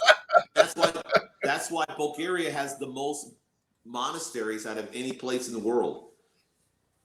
Wow. There you go. Little useless trivia for you there. Yeah, it's kind of like if you're a Catholic. The reason why you do 3 Hail Marys and 1 act of contrition, you go back out and do the same thing you did before. You're good. You're resolved. You're absolved for the week. Come back next week. Put 20 bucks. I got my get out of jail card. Yeah, thank you. I'm good. I'll go back and repeat what I just did. Thank you. So go ahead about Bulgaria. But I was going to go do some club stuff in the big city of Sofia. Mm-hmm. And I remember right off the bat, some of my German DJ buddies were like saying, "Dude, don't." I go, "What's wrong?" They go, how many DJs do you know ever played anywhere in Bulgaria? And I go, "I can't think of any." And they go, "There's a good reason why." He said, "So you know the European DJs call Bulgaria, the clubs in Bulgaria, we call them the jungle. They have shootouts left and right." Really? One night, these 5 guys dressed as priests came into the club, Orthodox priests. They were dressed as that. They weren't. Mm-hmm. Came into the club with under their gowns. They had automatic weapons, and they opened fire. Wow. Were you there? Oh no. Oh, okay. No. Well, that definitely means you won't be playing in Bulgaria ever. Once that happens, it's probably not the place to be. The money's good. The money's probably really good. The trick is to collect it. Yeah, That's the trick. And then it's nothing for the cops to pull you over to give you to shake you down. It was like I saw all kinds of shit in there. I'm like going, man, can they do that?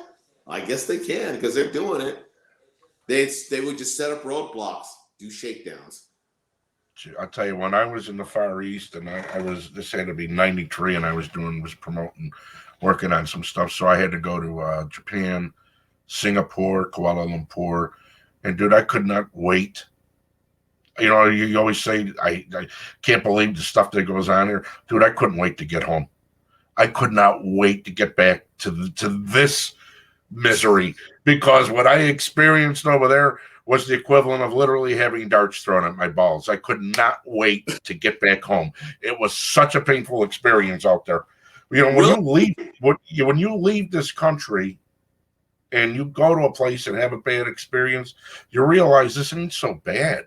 And that was in 93 when they were caning that poor kid. Remember when they were beating that kid up? The American. I remember that. But see, I was over in Singapore in the late 80s.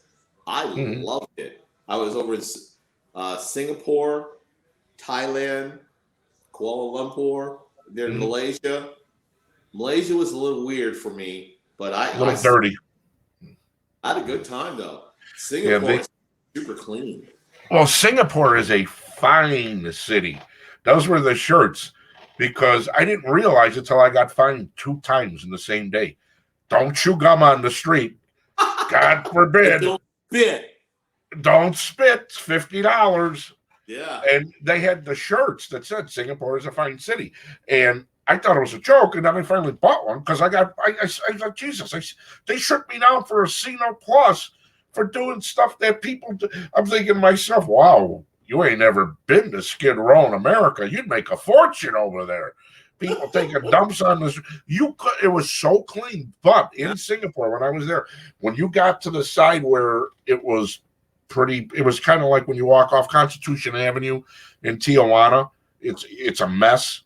There was that one section of Singapore that it was like, you just don't go there. Don't go. They weren't even Boogie Street. Boogie Street. Yeah. Hey, David Rodriguez. I'm on Boogie Street. David Rodriguez remembers Robert Chase, Samantha James, Whipping Boy, the Lupins, and you. And we're still trying to figure out who else. Well, he had Steve Fisher. He had Fish. Steve Fisher, Brooke Hunter, Bobby Scafish. We had Wendy and what's his name in the morning? Bill and Wendy. Is it Wendy and what's her? Is it Bill and Wendy?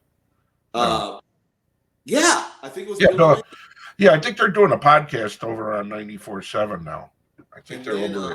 There was she passed away, and I found out that her and we hung out in the same places down in the Virgin Islands and in Puerto Rico. Carla Leonardo. We started talking one day, and she was telling me about this club, this place where she was a bartender in a town called Fajardo in Puerto Rico. And I go, I've been to that bar. I said, I've gotten thrown out of that bar. And she goes, really? And we start talking about all these places. Yeah, Carla passed away like about 10 years ago. I didn't know because she was teaching for a while, and then she was a fill-in.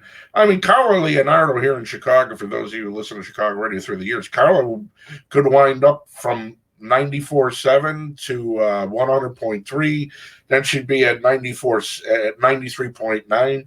She filled in. I mean, she was everywhere for years on and off, but she was teaching for a while too. I remember that she was teaching. I forgot what the school was she was teaching at. I had no idea she passed away though. That's sad.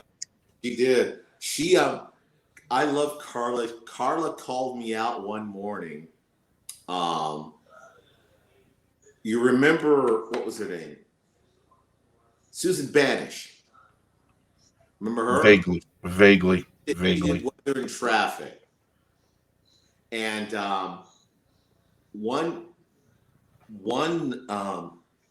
because all the DJs we used to get all of our messages on an answering machine. It was like a DJ line. Mm-hmm. And every morning, Susan would go and check the messages, and she'd write them down. And where'd I go? Hang on, sorry. Hey, was that you? Was that you or me? That was you. All right, so, I'm the asshole. Okay, sorry. Go ahead. She would write down everybody's messages and like put them in their box and hand them a box. And this one message came up for me, and she wasn't sure if she should give it to me or not. So Carla snatched it from her. She goes, "Let me read that." Then she goes, "I'll give it to him." And so that was when she was doing mornings. Her and Bobby Scafish were doing mornings. And I was finishing up my show, and I said, and that should do it for me. And she goes, "Zoltar, you got a minute?" And I said, "Why?" She goes, "No." She goes, she came in and she goes, "Hey, there's some stuff I want to talk to you about. Let's do a crossover." I said, "Okay, I'll wait." She goes, "Unless you're in a hurry." I go, "No, I got time." So she goes into the other studio, and we're sitting there and we're facing each other, studio to studio. And she says, and there was this message. She goes, "I intercepted this message. Susan was uncomfortable giving it to you, but I have no problem with this. Here's the message. Zoltar, you left your handcuffs. You forgot your handcuffs at my house."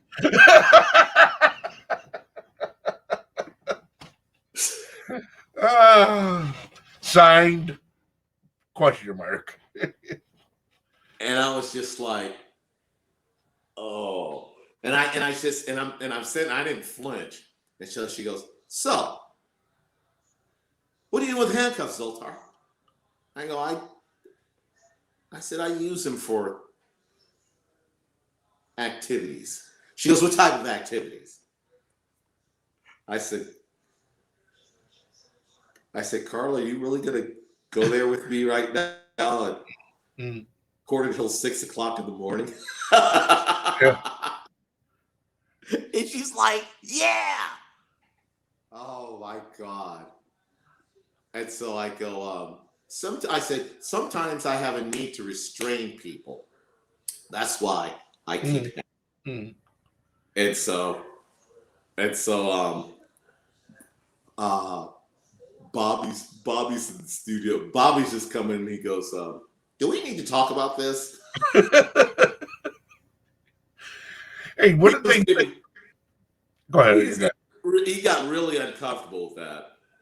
But yeah. What did they think when they walked in the studio, dude? You did come in, you got your candles all lit and nice and everything, and they come in, get ready for their morning. Because when you're doing mornings, they get up a tree, they got to be at the station by about 4:30. Do show prep. Show prep back then was different than show prep today. So it's funny because it would be usually their producer would come in first, and the producer would go, "Hey Zoltar, you mind if I turn up the lights some? I can't see." I said, "Yeah, go ahead." But it was like it was like that. And then I'm trying to remember, one of the producers went to Bill Gamble to complain about it, and Bill Gamble's like going, "Leave him alone, let him do his." Like I said, Bill Gamble was like my shit umbrella. He let me do whatever I wanted. I'm literally and people used to go, or like he would say, and he'd go, "Hey, Zoltar, we have a staff meeting," because we very rarely had staff meetings. Zoltar, we got a staff meeting on Friday. You think you can make it? I said, "I'll probably be busy, Bill." And he goes, "Okay." And I remember Brooke was the only one that would go, "Why isn't Zoltar here?" "Bill, I thought this meeting was mandatory. Why isn't Zoltar here?" And Bill would just go, "Zoltar said he's not coming." "And you're good with that?" "Zoltar said he's not coming, so we can do the meeting without him." Yeah, he was your guardian angel, boy. He was. Yeah. I guess but Bill had a method to his madness, and I like this because Bill was like saying, Bill's thing was like this: overnight, you really weren't going to get the great ratings because it was overnight, but he wanted us to have the reputation. Well, and there was a dedicated group of people. And seeing as though you just mentioned ratings right now, Bobby Worley says, how good were the overnight listening numbers? I mean, do they even, I don't even know if Arbitron, Birch, Nielsen, whatever they were back then, AccuRatings even took numbers. But you got calls, you had people on the phone. I mean, this is overnight. You're making a connection overnight. I used to call up the labels, and I used to say, if say a band was coming into town, I used to call up the labels and I'd say, "Hey, give me so and so's number," and then I'd say, "Well, have them call me." They call me up and I'd say, "Hey, you think you can come hang out with me on on my show?" And it was great because I got Sasha from KMFDM. Now, me and Sasha, we had history from back when I was at WHFS in DC. I interviewed him one time. I used to do these interviews in the back of a cab. I just tell the cab to drive around and I do an interview. And I remember one day I finished doing the interview. And so Sasha's like going, "Now, let's talk politics." That was his thing. He wanted to talk politics. And then I had from oh my God, "What Do I Have to Lose?" They did that song. Oh, Stabbing Westward. Yeah. Yeah. What have I got to do? And then they had they had two or three hits in 97, 98. Yeah. Stabbing Westward. Shame was another one. I had from Bile on. Levi from Thrill Kill Cult he'd call me up and he says, "Hey man, you need me on it," or he'd call in, or he'd come on the show. Mm-hmm. Chris Randall from Sister Machine Gun, Martin Atkins, Ogre from Skinny Puppy came on my show. Never got in. I could not understand Skinny Puppy, and I could not understand the. I don't. And I remember hearing when we first got service the. I was like, did he stutter? What the hell is the problem? What is the? You know, and the same thing with Skinny Puppy. It's seriously, where's the song? What? Where's the melody? Yeah, I'm like, I'm moving the needle, and I'm like, where's this? Why am I being serviced this? I'm not going to play this crap. And then I began to understand why people liked it, but early on, I didn't get it at all. But see, Skinny Puppy started off as a performance art group, not a band. Mm-hmm. And well, that's pretty much what Art of Noise was. Remember, Art of Noise was more the same thing when they were in college. They were about performances and performing. Yeah, because they did have some pretty cool stage shows. Absolutely, yeah. But yeah, and I remember where I lived in the old transportation building down in the South Loop. And it was 22 stories, and I lived on the 20th floor. And out in all my windows, you could see nothing but Lake Michigan. And then off to the side, you could see the gargoyle on the Harold Washington Library. And then straight in front, down, you could see the back door of Buddy Guy's place. Oh, nice. Nice variety. It was great. And I remember I had whenever Eric Clapton came to town, you knew he was going to do an impromptu set at Buddy Guy's. Buddy Guy's, yeah. And me and Brooke used to go. Me and Brooke used to go to that because she's the one that got me hip to it. And we'd sneak in through the back, through the kitchen at Buddy Guy's. We used to always sneak in through the back. But in my building, there was two restaurants. It was this one. It was called SRO, Standing Room Only. Mm-hmm. There was a Thai restaurant, and then there was a White Hen. And I remember me, Martin, and Ogre. We had dinner in the Thai restaurant, and me and Ogre were talking about sampling sounds, and it was so weird. We were talking about when Princess died at her funeral, when they rang the bells, they had put these leather socks over the ringer and the bell, and it gave this eerie thud type of sound. And me and him were both talking about, man, I wish I could have sampled that sound. That would have been a cool sound to sample. Think of all the stuff you could make. I remember having this conversation eating chicken skewers with peanut sauce, and Ogre telling me about sampling. And speaking of White Hen, you know, I never get bored. I miss White Hen, boy. I'll tell you, I have never seen a White Hen since I've left Chicago. Well, here, let me fix that for you. Hang on. When you run out to White Hen. When you run out of hen, to White Hen. You're going to love White Hen's Deli. You're going to love the fair prices on fresh meats and cheeses, homemade salads, and desserts. You're going to love the fast service. Whether you choose delicious deli items by the pound, a party tray, or a freshly made sandwich, the deli at White Hen. Great selection, fair prices, fast service. When you run out to... That's the way the spot ended.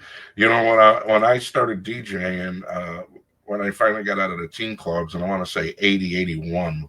Wow.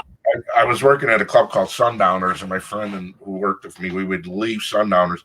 And it depended. If we got paid, we knew we could eat that night. If we didn't get paid, well, we weren't going to eat that night. So we had to make a choice. Do we go to Mr. Taco where we know we have credit? Because it was Mr. Taco was the only place that was the first place that gave me credit in my life, and they gave a few of us credit, and they were on Ogden and Austin and Cicero. Or if we had a taste for a sandwich, White Hen, even at 3-4 in the morning, they would make fresh sandwiches for you. They had the best sandwich. Oh, my God. So we would go to White Hen, and you're sitting there. They didn't have anything to sit on, so we go sit outside the door. And, when you pull your car up, Zoltar, the park, the thing that's in the front, that concrete thing, we would sit on that concrete block and eat the sandwich. And it didn't matter if it was cold, didn't matter. All we knew was we had a White Hen fresh sandwich for like $1.99, which was literally half of our pay because you didn't get paid a lot back in those days, DJing. You just didn't. So you were just happy to be able to afford a White Hen. But because you brought up White Hen, now I'm hungry. Thanks. No, I'm 1981. Damn. Yeah, I started in 78. Was it 70? It was 78. 1981, I was running through the streets of Beirut getting shot at. Well, so you were in Beirut in 81. Yeah. How did you said your dad was Air Force and you were Navy. How'd your dad feel about you not going in the Air Force versus the Navy? He knew I wasn't going to go into the Air Force because I knew too much about the Air Force, and then when and it really freaked him out when I went into the Navy because I went in the Navy. I was a Navy SEAL. Mm-hmm. Oh, okay. For 8 years, and my unit, I was with an underwater demolition unit, and we did the recon for when they evacuated the American embassy in Beirut, and it was like Dodge City. Everybody was shooting at everybody. And the few bars that were open, you go into a bar and you'd see like automatic weapons just lined up against the wall. And it was just like, it was like everybody, you wanted something to drink, but nobody really spoke to anybody they didn't know. You just got your drink, you kind of like looked around the room, you made sure you had your hand on your gun, and you drank, maybe bullshit a little bit, and you left.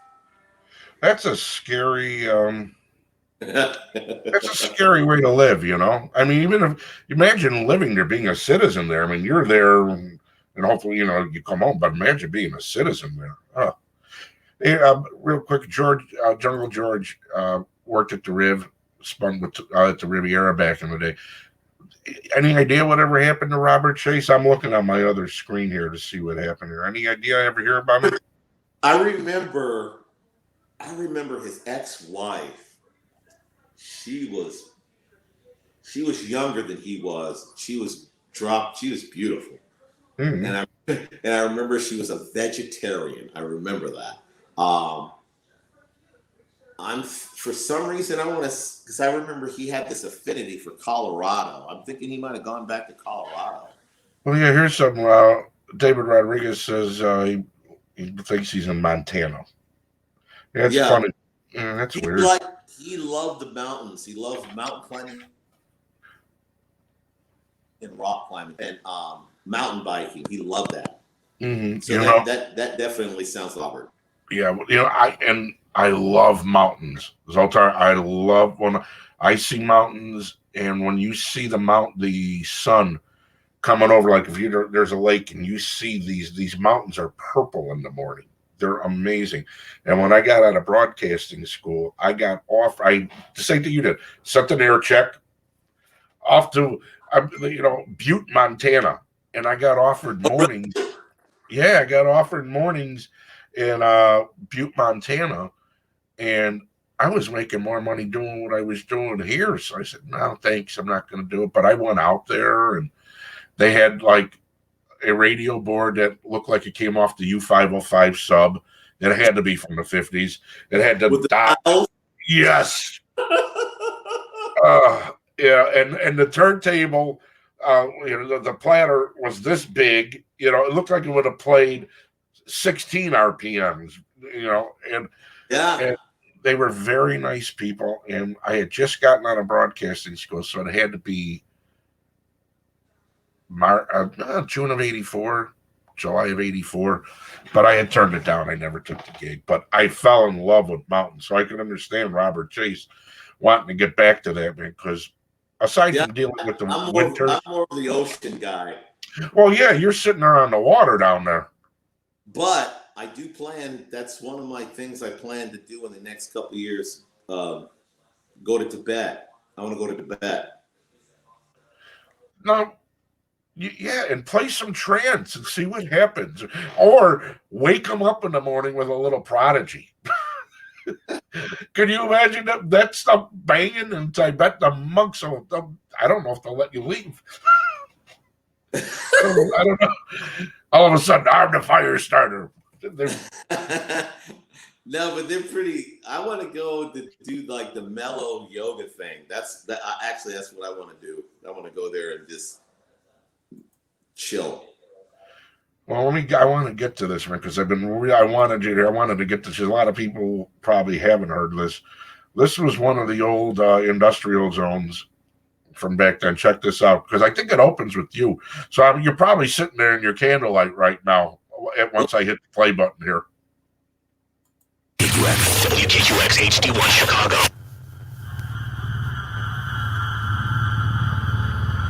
Hey, this is Zoltar, the brother from another planet, sometimes referred to as Earth's illegitimate stepchild, the scourge of the solar system, and of course, the brother like no other. I worked at Q101 from the mid to late 90s. Oh, this is the last thing I did. The industrial zone. What was it? And I must say, I had some fun times here at Q101. Hey, I gotta find the pause. All right, go ahead. What'd you say? I'm sorry. This was the last show I did when I did a set of, I think, 3 songs. Okay. Yeah, this was my last. This is right before Q101 flip. Yeah, because when I heard HD1, I mean, he didn't have HD in '98, so that's why I figured that this must have been something either you came back or you did. This is right before the flip. Okay, I got you. So let's. They bleeped it on you.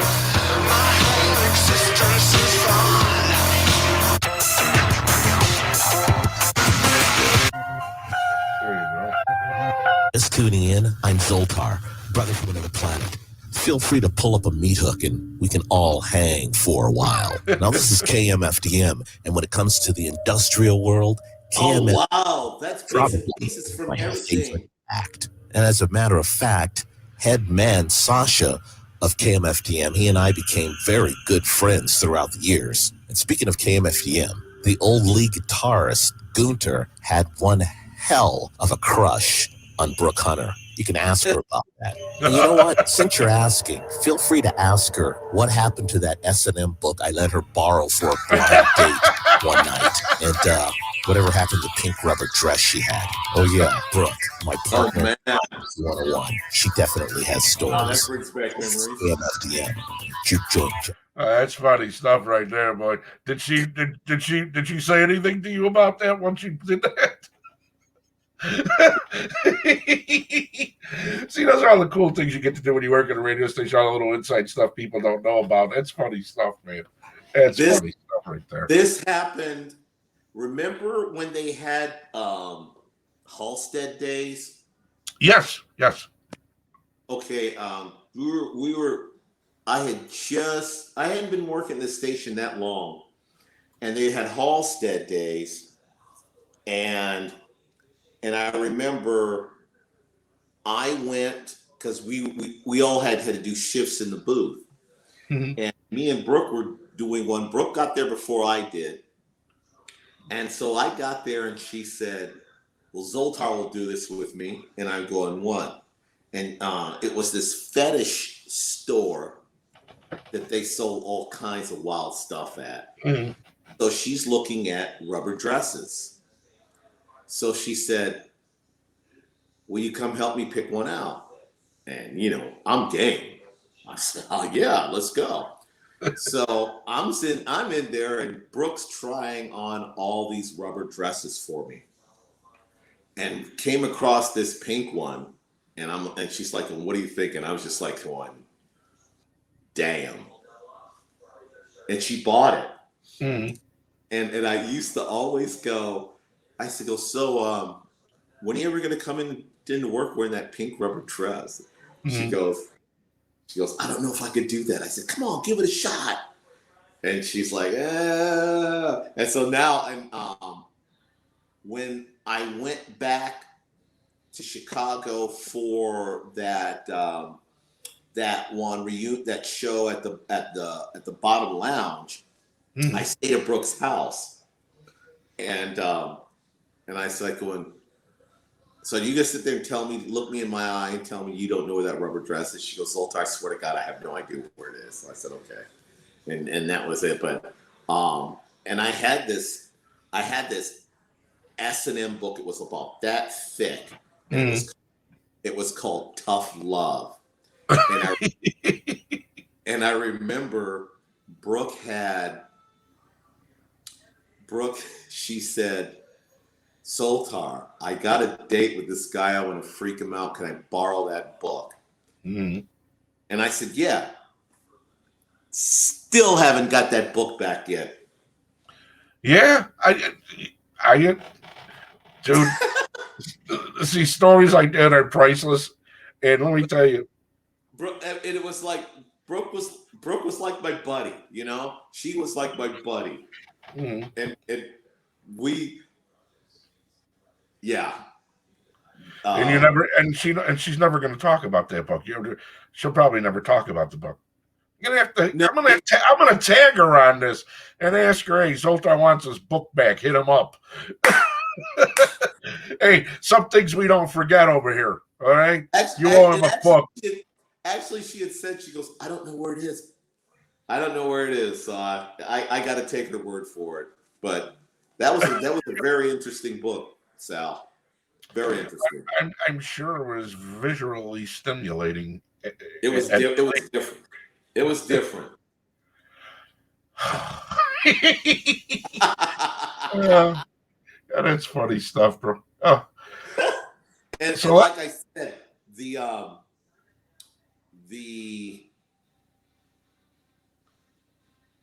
lead guitarist of KMFDM, his name is Gunter. He had it something bad for Brooke. Oh my God. She did a photo shoot. I have to see it. I might have pictures of it. She did a photo shoot on the roof of Wax Trax Records. And the only thing she's wearing are sunglasses, Doc Martens, and bumper stickers that are strategically placed, if you know what I mean. Wow. Yeah. Younger days. And see, that's what she would say. Those were my younger days. That's what I always say that when people remind me of stupid, weird things that they know, like I'm uncomfortable with at this point. I just, yeah, I was drunk, stupid, and yeah, I was younger. I can lean on that excuse, you know. As long as you ain't doing it at 55, 60, you know. But see, I couldn't lean on that because I quit drinking. I quit drinking 3 years before I went to Q1 to start working at Q101. Yeah. And so it's just like, I mean, really, if you sent her that picture, where's my book? I guarantee you get your book back. Hey, remember this? Now where's my book? I'm telling you, this is how it works. That's how you get your book back. Anyway. No, see, Brooke's not like that. See, you're thinking of the average person. Brooke would go, "Zoltar, I have no idea where your book is." Because she's moved a few times. I don't. Is she still here in Chicago? You know, honest to God, Zoltar, it's been so long. She is working at. She's working at a station. Oh, hold on, let me look it right up. Let me look it up on Facebook. She's working at a station in the suburbs there. She with Eddie over at 96.7? No, she's at CCQ. Yeah, she's at one of their stations, a country station. Yeah, she's at CCQ. She's like I think it's like AC. Well, it says she's at WCCQ. She might be doing double duties. Because Eddie V is she doing double duty? She's voice tracking a lot of stuff, and I think she's even like voice tracking stuff for Bill Gamble over in Michigan. Oh, good for her. So she's staying, at least she's staying busy. Good for her. Definitely. Yeah, she's over at CCQ on the air there, and Eddie V's over at 96.7, which is their AC station. I shouldn't say AC. It's a hot AC, if you want to call it that. So I wonder if she's doing work over there too, because she's definitely at. See here, I'll show you. I keep forgetting I can show it. There you go.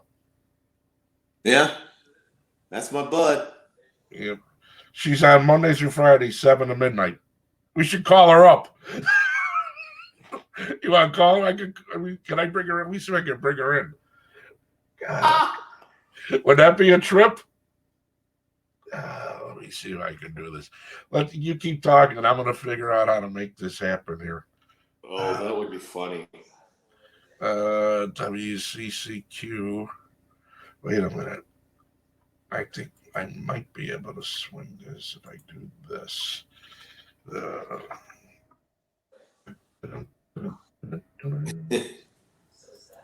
She just went on vacation down to Mexico.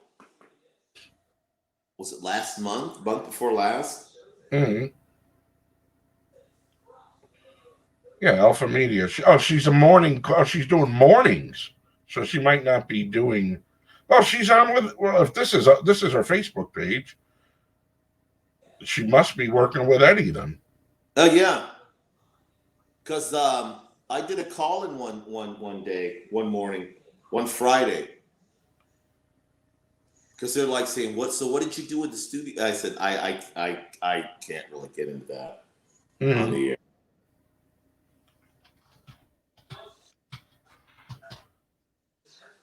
I think just reach out and see what happens. We'll see what happens here. But while we're waiting to find out whether or not we can get her, let's talk about about Subterranean. All right. And what's going on with it. For those who don't know, I'm going to bring this right here on the screen here. Zoltar just shows Subterranean. Trance, right? But it's not just trance anymore either, right? No, it's not. It's like I started changing it up. It's like if you listen to that show, it's changed throughout the years. That show's been running for 20 years. And what I've been doing lately, I've been playing a lot of, at the very beginning of the show, like the first half hour, I've been playing a lot of like electro, bass house, stuff like that. It's some like just like some pretty poppin' stuff. But then I always finish with trance. So what episode? Now your Mixcloud is a couple episodes behind where you're at, and you do that to protect the affiliates, right? It's like my affiliates said they don't mind. Okay. I just do it because I'm just running behind. Because it's like what is that last one on there? 930. You're at 930 is the one that's here now. Okay. In reality, like I'm working on like this Friday. I'll be done with 942. I just got to get caught up on. I just got to get caught up on uploading. Just uploading them. Let's see here. So, and then on top of that, it's not just Subterranean on there. I have two other series that I do. I do this one. It's called Outer World. That's full on trance. And then I do another one. It's called The Erotic Dreams of the Dancing Honeybee. That's deep house, electro, bass house, future house. That's a banging one too. But they're a little different in their own rights. And for those of you watching, all the important links that we're talking about, maybe even into the bondage book, for just in case Brooke ever needs to see it again. We're gonna have all the links. I'll go ahead and I'll put all the links back in once the rebroadcast, because every one of the shows is available on demand anytime at the beatchicago.com's website. You go to the beatchicago.com, click back in the day, and all the shows and all the episodes are there, and then we'll have the links as well to Zoltar's website, Facebook page, and the Mixcloud pages where you've got erotic dreams of the day.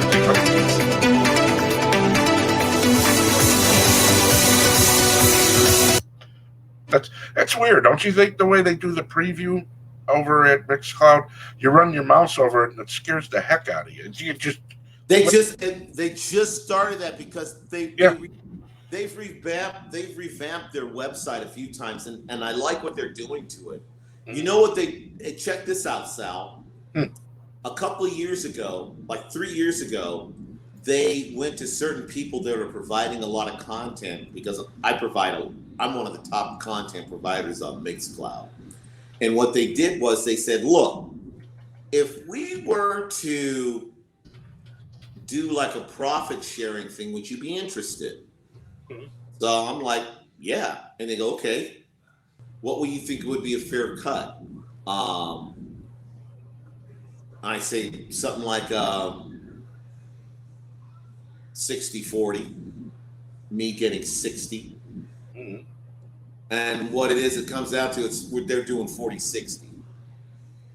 And so what happens is I get people to subscribe to my page, and you subscribe.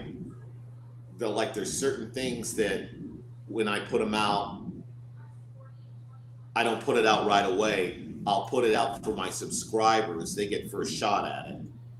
But so you can subscribe. That's part of my opening rap too. I always say, go ahead and follow me on Mixcloud, but go ahead and subscribe to the page and be a subscriber. And I want to say it's like $3 a month or something like that. But there's no way in hell you're gonna listen to all them damn shows, because there's a lot of shit on there. Well, and what you're doing with Mixcloud, you tell a lot, and I've told other DJs, you got a lot of these guys that are doing their mixes on Facebook, and they're old school, and they're doing this, and then they go, well, first off, 98% of all that old school stuff, dude, the rights management system is going to kick in and take you off. You're going to just keep getting hit. Mixcloud's got it down right, and they're covering the royalties. They're paying the artists. So you're paying $15, and here's the deal, Zoltar. When you're paying that $15, ASCAP, BMI, CSAC, and Sound Exchange, $15 a month on Mixcloud. And remember when they started this Mixcloud Live, they were limiting you originally. They were limiting it originally, and then then they went to the next phase, where now you could stream around the clock. And you're paying $15. So build your audience on Mixcloud. Quit going to Facebook, because there's 2 billion people on Facebook, and you're going to get shut off in 38 minutes. Go do the damn thing the right way, like you're doing it. Go to Mixcloud, do it the right way, and share it.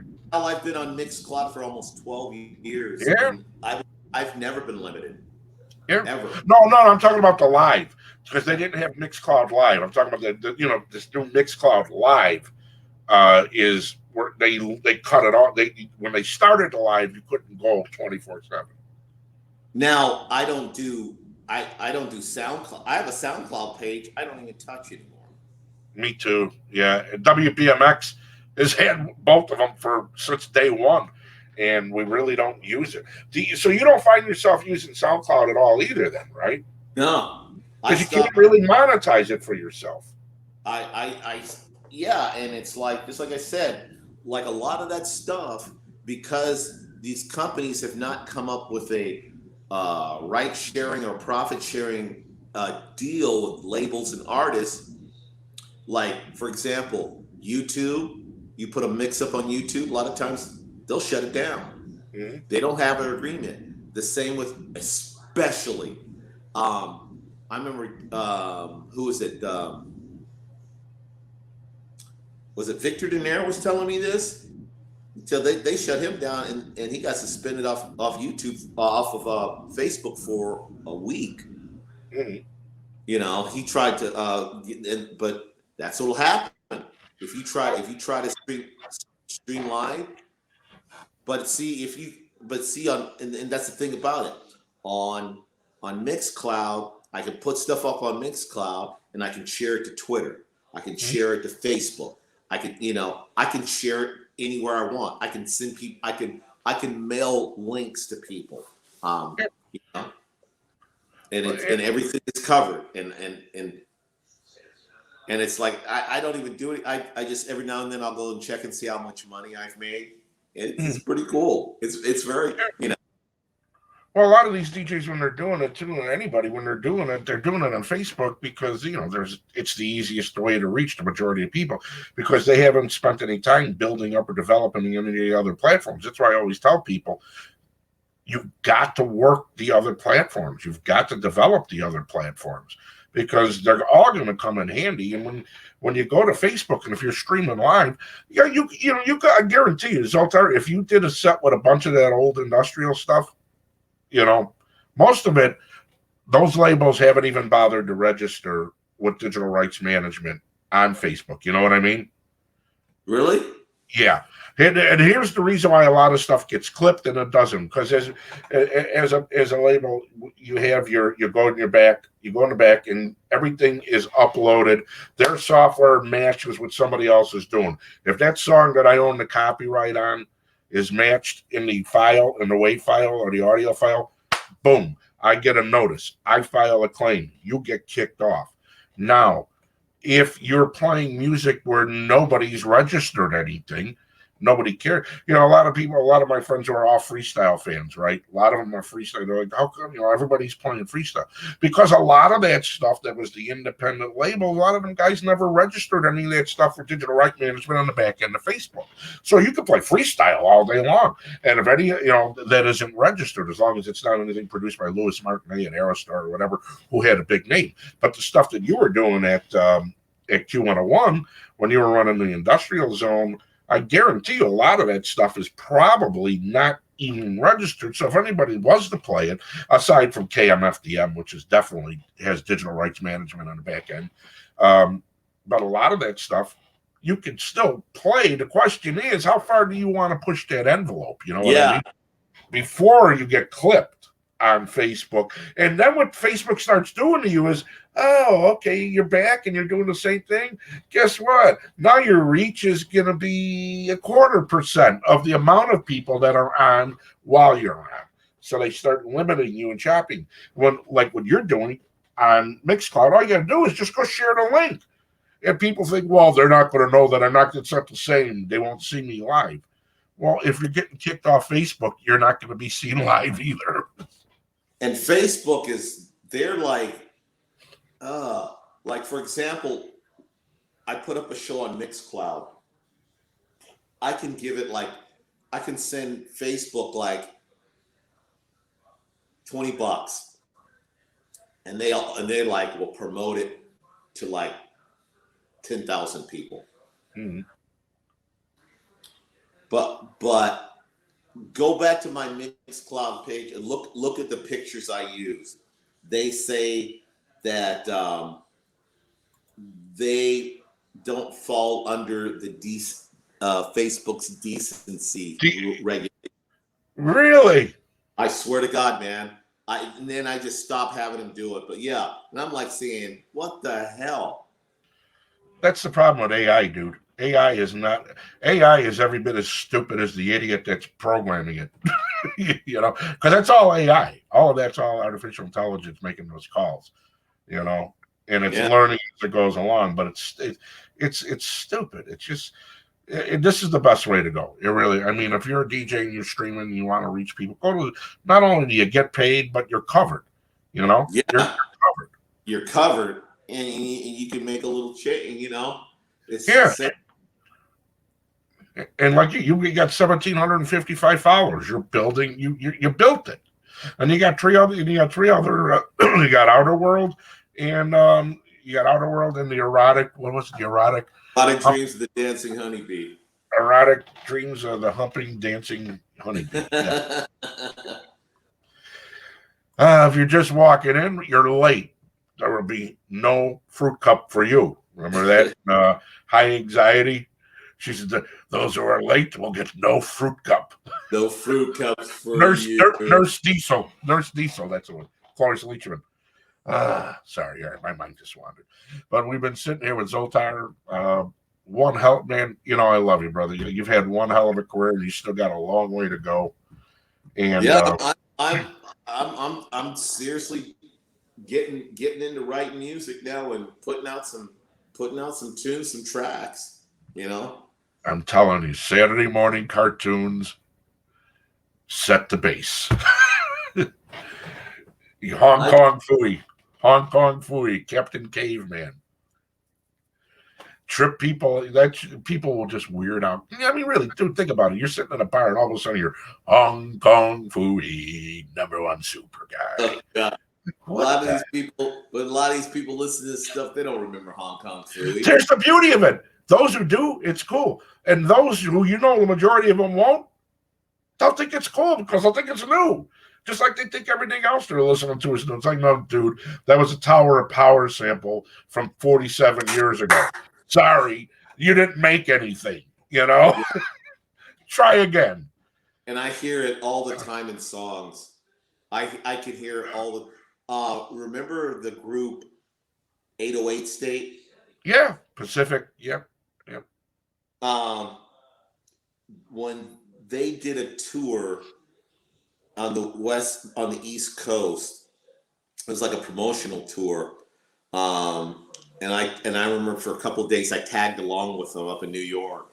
And me and Dan, he's kind of like a front man, we would listen to stuff and we would like pick out what song people stole stuff from. We sat there one day and we were doing that, and all the other guys like going, don't you guys have anything better to do? We're like going, no, this is fun. But I hear it all the time. Yeah, when you're a music guy, that's like meat on the bone. It's wait a minute, you mean I have court and I might do 10 years if I don't show up for court? I got to listen to 6 more songs. It's more important to discover where those samples came from than for you to go show up where you're supposed to be. Oh, here you go. Let me ask you this, and you were telling me you were an R&B guy, and I was sitting there, and you might know this. You probably do know this. Fugees, Ready or Not. Who they steal that from? That was Tina Marie. Ooh la la la. Nope. Huh? Yeah, Tina Marie. Wait, Fugees. Nope. Ready or Not. Here I come. You can't. That was the 60s. That's further back. Wait a minute. 70s. I'll know it when you tell me. Delphonics. No. And the only reason I know that is because my older sister had that album, and I used to hear it all the time. Yeah, that's way back. I thought first thing that came in my head was Tina Marie sample for Ooh La La La. That's an old Delphonics tune, and it was probably about 85 BPMs. Yep, right here. Yeah.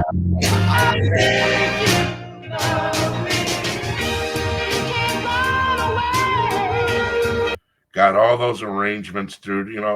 Whenever I have somebody on, when we're talking, I had Curtis Abina on, who was one of the co-founders of Emergency last week. And when you talk, even though I love this dance stuff, I love it, and I don't mind the rave and the industrial because I love that driving bass, that kick. But I'm a sucker for arrangements because I have in my head a vision of these people. Because when I was a kid, I got to sit in the studio a lot with my mom when she was recording, and you can see these musicians, everybody's sitting, you know what I mean, Zoltar? And they all have sheet music in front of them. And then the singers are in the singer's booth, and they have sheet music. Because back then, you had to know how to sight read to be able to, if you were doing jingles or whatever you were doing. And it's everything is you have these visions, and when you hear the Delphonics and stuff like that, you could just see that smoky studio with that same old board. You know, it had probably an old 8-track board and reel to reel spinning while they're laying tracks, and it always takes me back. I can just sit there and feel that stuff. So, and I remember the song. It just didn't click in my head. But yes, shame on me. I suck. $5 in the jar for not remembering that. But you mentioned Pacific 808 State, and this was great stuff. Their first hit was that song "Cubic." Remember that? Dun, Yeah. Dun, dun, dun, dun, Yeah, and Pacific State was the one we were playing here. We were playing this in Chicago. This was, I mean, it was just real ethereal and eccentric. It was different, It had that house groove laying in it, but then all of a sudden you got these flutes and the synths coming out of nowhere.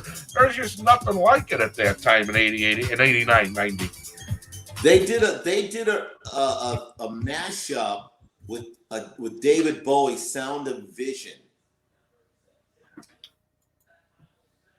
I want to say it was 808 State versus David Bowie, or look up Sound and Vision 808 State. David Bowie and 80, yep, remix 1991. Yeah. Yep, there you go. Oh, that loop, that's great.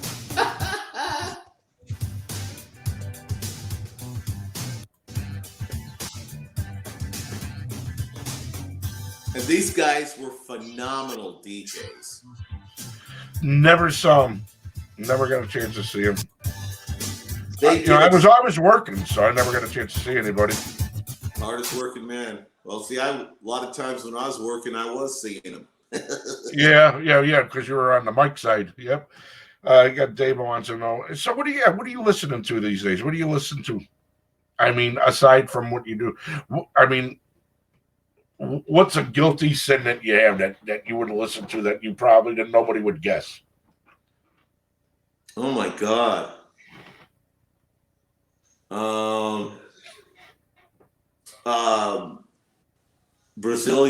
Some Brazilian stuff. New or old, like Sergio Mendes, or newer stuff? No, more of the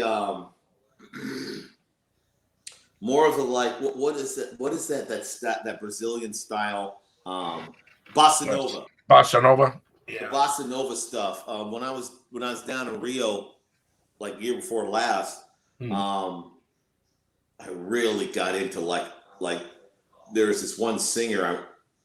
I have this one song. It's almost like a this wild deep house song, and I'm writing a letter to her, but she doesn't speak. She already speaks any English, so it's got to be Portuguese. So I've been writing this letter to her, trying to talk her into seeing she vocalize it. Either that, or I'm going to ask my buddy Jess. Jess is a good friend. She might do it.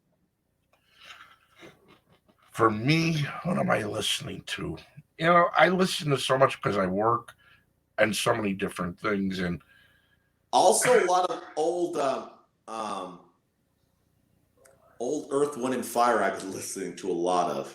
Yeah, see, for me, that's every day. Every day it's Getaway. When before that. Yeah, well, even before that, when you go back to Imagination. Head to the Sky, the Gratitude stuff. Yeah. Well, Gratitude, the whole album, Sun Goddess, everything on that album, that's heaven, dude. For me, that's heaven.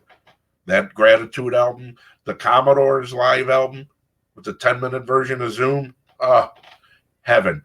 I like their first album, that's the only thing, and I hate Brick House. I can't stand that song. I like Slippery When It's Wet. I like Machine Gun. Yeah, Machine Gun. An old Cool in the Gang with Funky Man, Funky Granny. Yeah, pre-75. Pre-75. Old Ohio Players. Yeah, all those bands, man. That's when I'm listening, something for me, it's always got to be.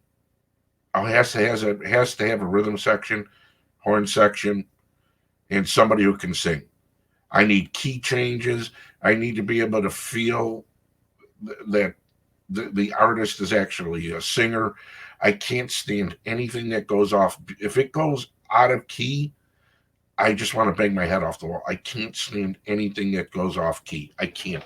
It drives me nuts. So when I hear great, I could be listening to Jackie Wilson one day. Jackie Wilson, one of my all-time favorites, and then I'm going to flip over, and I might just go to the Carpenters, dude, just because the arrangements are beautiful. I think it's sappy stuff, but I love the arrangements and the harmonies. Harmonies get me too. If I hear harmonies, I'm except the Beach Boys. I can't do the Beach Boys, but harmonies as pretty anything with it, I'm in. But no Beach Boys, dude. I can't do it. I don't know. I don't get it. Were you a Beach Boy fan? Ugh, no. Yeah. How about you? What were your what was your pops listen? What was your family listening to when you were a kid? Man? When you were a kid, what were they listening to in the house? Let me tell you this. My father was the one that turned me on to Led Zeppelin. Mm-hmm. He brought home, when my father was in the Air Force, he was an OJT supervisor, on the job training supervisor. So as a senior sergeant, he got guys who had just come into the Air Force. So guys who were just coming out of high school. And we had an old Sony reel-to-reel, and we had this stuff on reel-to-reel. I remember he brought home the Immigrant Song. That was the first time I ever heard Led Zeppelin. Yeah, wicked. And then we listened to a lot of James Brown. Whenever I want to remember my pops, I always throw in some James Brown. I listened to a lot of old Funkadelics, stuff like Maggot Brain. Yeah. Let's Take It to the Stage, old Bootsy Collins, old Parliament. It's because of Mothership Connection I wanted to become a DJ because of that album. Remember the band called Sun? Yeah. We and my dad listened to a lot of Nat King Cole. We had a lot of Mahalia Jackson at the house. The Platters, Bobby Blue Bland. That's Dominoes. That's what was playing in my house growing up, and then a lot of James Brown. My father used to come home. He would come home and he would turn off the TVs and he would turn on the stereo and he would put on James Brown and he would start dancing around the house every day when he came home. It was like my dad reminded me of a black Mr. Magoo because he was a happy guy that was oblivious to everything around him, with the exception of my mom. And so he would come home and he'd dance around the house. He would, my mom would be cooking. He would always go into the kitchen and mess with her. And then before you know it, he'd talk her into like having a dance with him out in the living room to Only You by the Platters. Well, yeah. Talk about beautiful. I mean, gorgeous. So did you have one of those stereos? What kind? Did you have the one that was what was your sound system? Because we had one that was like 800 pounds, right? Yeah. No, you flipped it with this plastic and you flipped it down and you could flip it up. And then you could take the speakers and it had like 10 feet of cord and you could separate them. Yeah. And I remember one Christmas, my parents bought me one of those for Christmas. And they bought me David Bowie's Diamond Dogs. Marvin Gaye's What's Going On, and Carlos Santana's Everybody's Everything. That's why I have such wide music taste. Yeah, that live at Fillmore was phenomenal, man. That Santana live at Fillmore, and I'll tell you when you get into those bands, like you automatically you think of those horn sections and funk, Yeah. Confunction. The Barcays. Confunction, Barcays, Crown Heights Affair. Oh yeah, Dream's a Dream by God, what was it? Ohio Players. I mean, you could. I have. Remember Daz? Oh yeah, yeah. They had Yeah. what? They had 2 hits. Yeah, BT Express. Think Yeah. about. Think about how funky. I had those albums. I had BT Express. I had How BT. funky was Peace Pipe, dude? Peace What? Pipe. Peace Pipe was like the funkiest thing I had ever heard when it came out. And I was in my basement. I had gone to Spencer's. I painted my whole studio because I had a music room at the time, and I painted the room black, put cork on the wall, black light bulbs, and I had 4 glow-in-the-dark posters. And I had these Pioneer D12 speakers and my Newmark DM 1500A built into my board, 2 different turntables at the time still. And dude, I cranked up that Peace Pipe. Holy cow, I thought I had just gone to heaven, man, because I hadn't felt anything like that before. So I said, this is, I love this. And then I hear my mother upstairs banging on the floor, turn that shit down. That's what my pops used to do with when I would crank up the David Bowie Diamond Dogs. He'd say, turn that down. And I remember when I worked at 91X, we had we actually went down to Tijuana, Mexico to do our shows. Really? The production. I swear to God, it was like on a hillside overlooking a full-on shantytown ghetto. Mm-hmm. It was wild. And one time I took my father down with me when I did a show on Saturday. And I remember we were doing a block party weekend. I did a block of David Bowie. And I did Rebel Rebel, Diamond Dogs, and Fashion. And I remember I put a Rebel. I say, hey, Dad, what was this remind you of? And he goes, like I told you back then, turn that shit down. Hey, man, I gotta get going because I gotta get up. I gotta get rolling here. But this was fun. We'll have to do this again sometime, Sal. Yeah, and I'm gonna tag Brooke on this, dude. I'm gonna find that time. I'll get to it tomorrow. Those of you just joined us, Zoltar was our guest, and next week, next week I believe it's. Here's what I got coming up. We got Tyree Cooper coming up, super duper trooper producer. Farley Jackmaster Funk coming up. Man Parish. Remember Man Parish, Zoltar? Yeah. Dude, can't wait to bring Manny on me. He's got some great stories. I'll tag you when he's on me. It's because we're going to be talking early electronic music stuff. You know, when he did hip hop bebop and just the Heat Stroke and Boogie Down Bronx. So we got a lot of guests coming up for you every Monday night, 8 p.m. Central Time. And if you miss any of the shows brought to you by Digital Savior Chicago, you can watch them anytime on demand, online, no app required at thebeatchicago.com.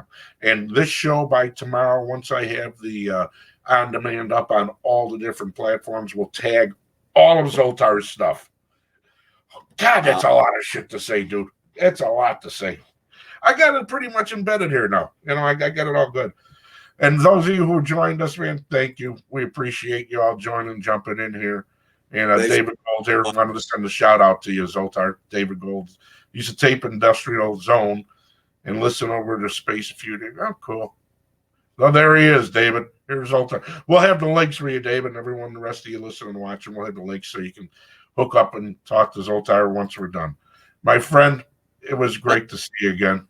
You too, Sal. I'll have to let you know when I get moved in and down in New Orleans. Yeah, I'll come down there to eat. And you look, it's 15 hours for 4 hours of good eating. It's worth it for me. It's a 15-hour drive to eat 4 hours. I'm good. I've made the drive. Dude, I've done the drive before. I drove to Memphis, made it for lunch, drove straight to New Orleans, made it just in time for dinner, and then turned around and came right back home. That was worth it. Good food. You do. Yeah, it's good eating. Good food. You got to do it. All right, you take care of yourself. I'll give you a call tomorrow with all the links and stuff, all right? All right, brother. All right, you take care. Yeah, all right, peace out. Bye-bye.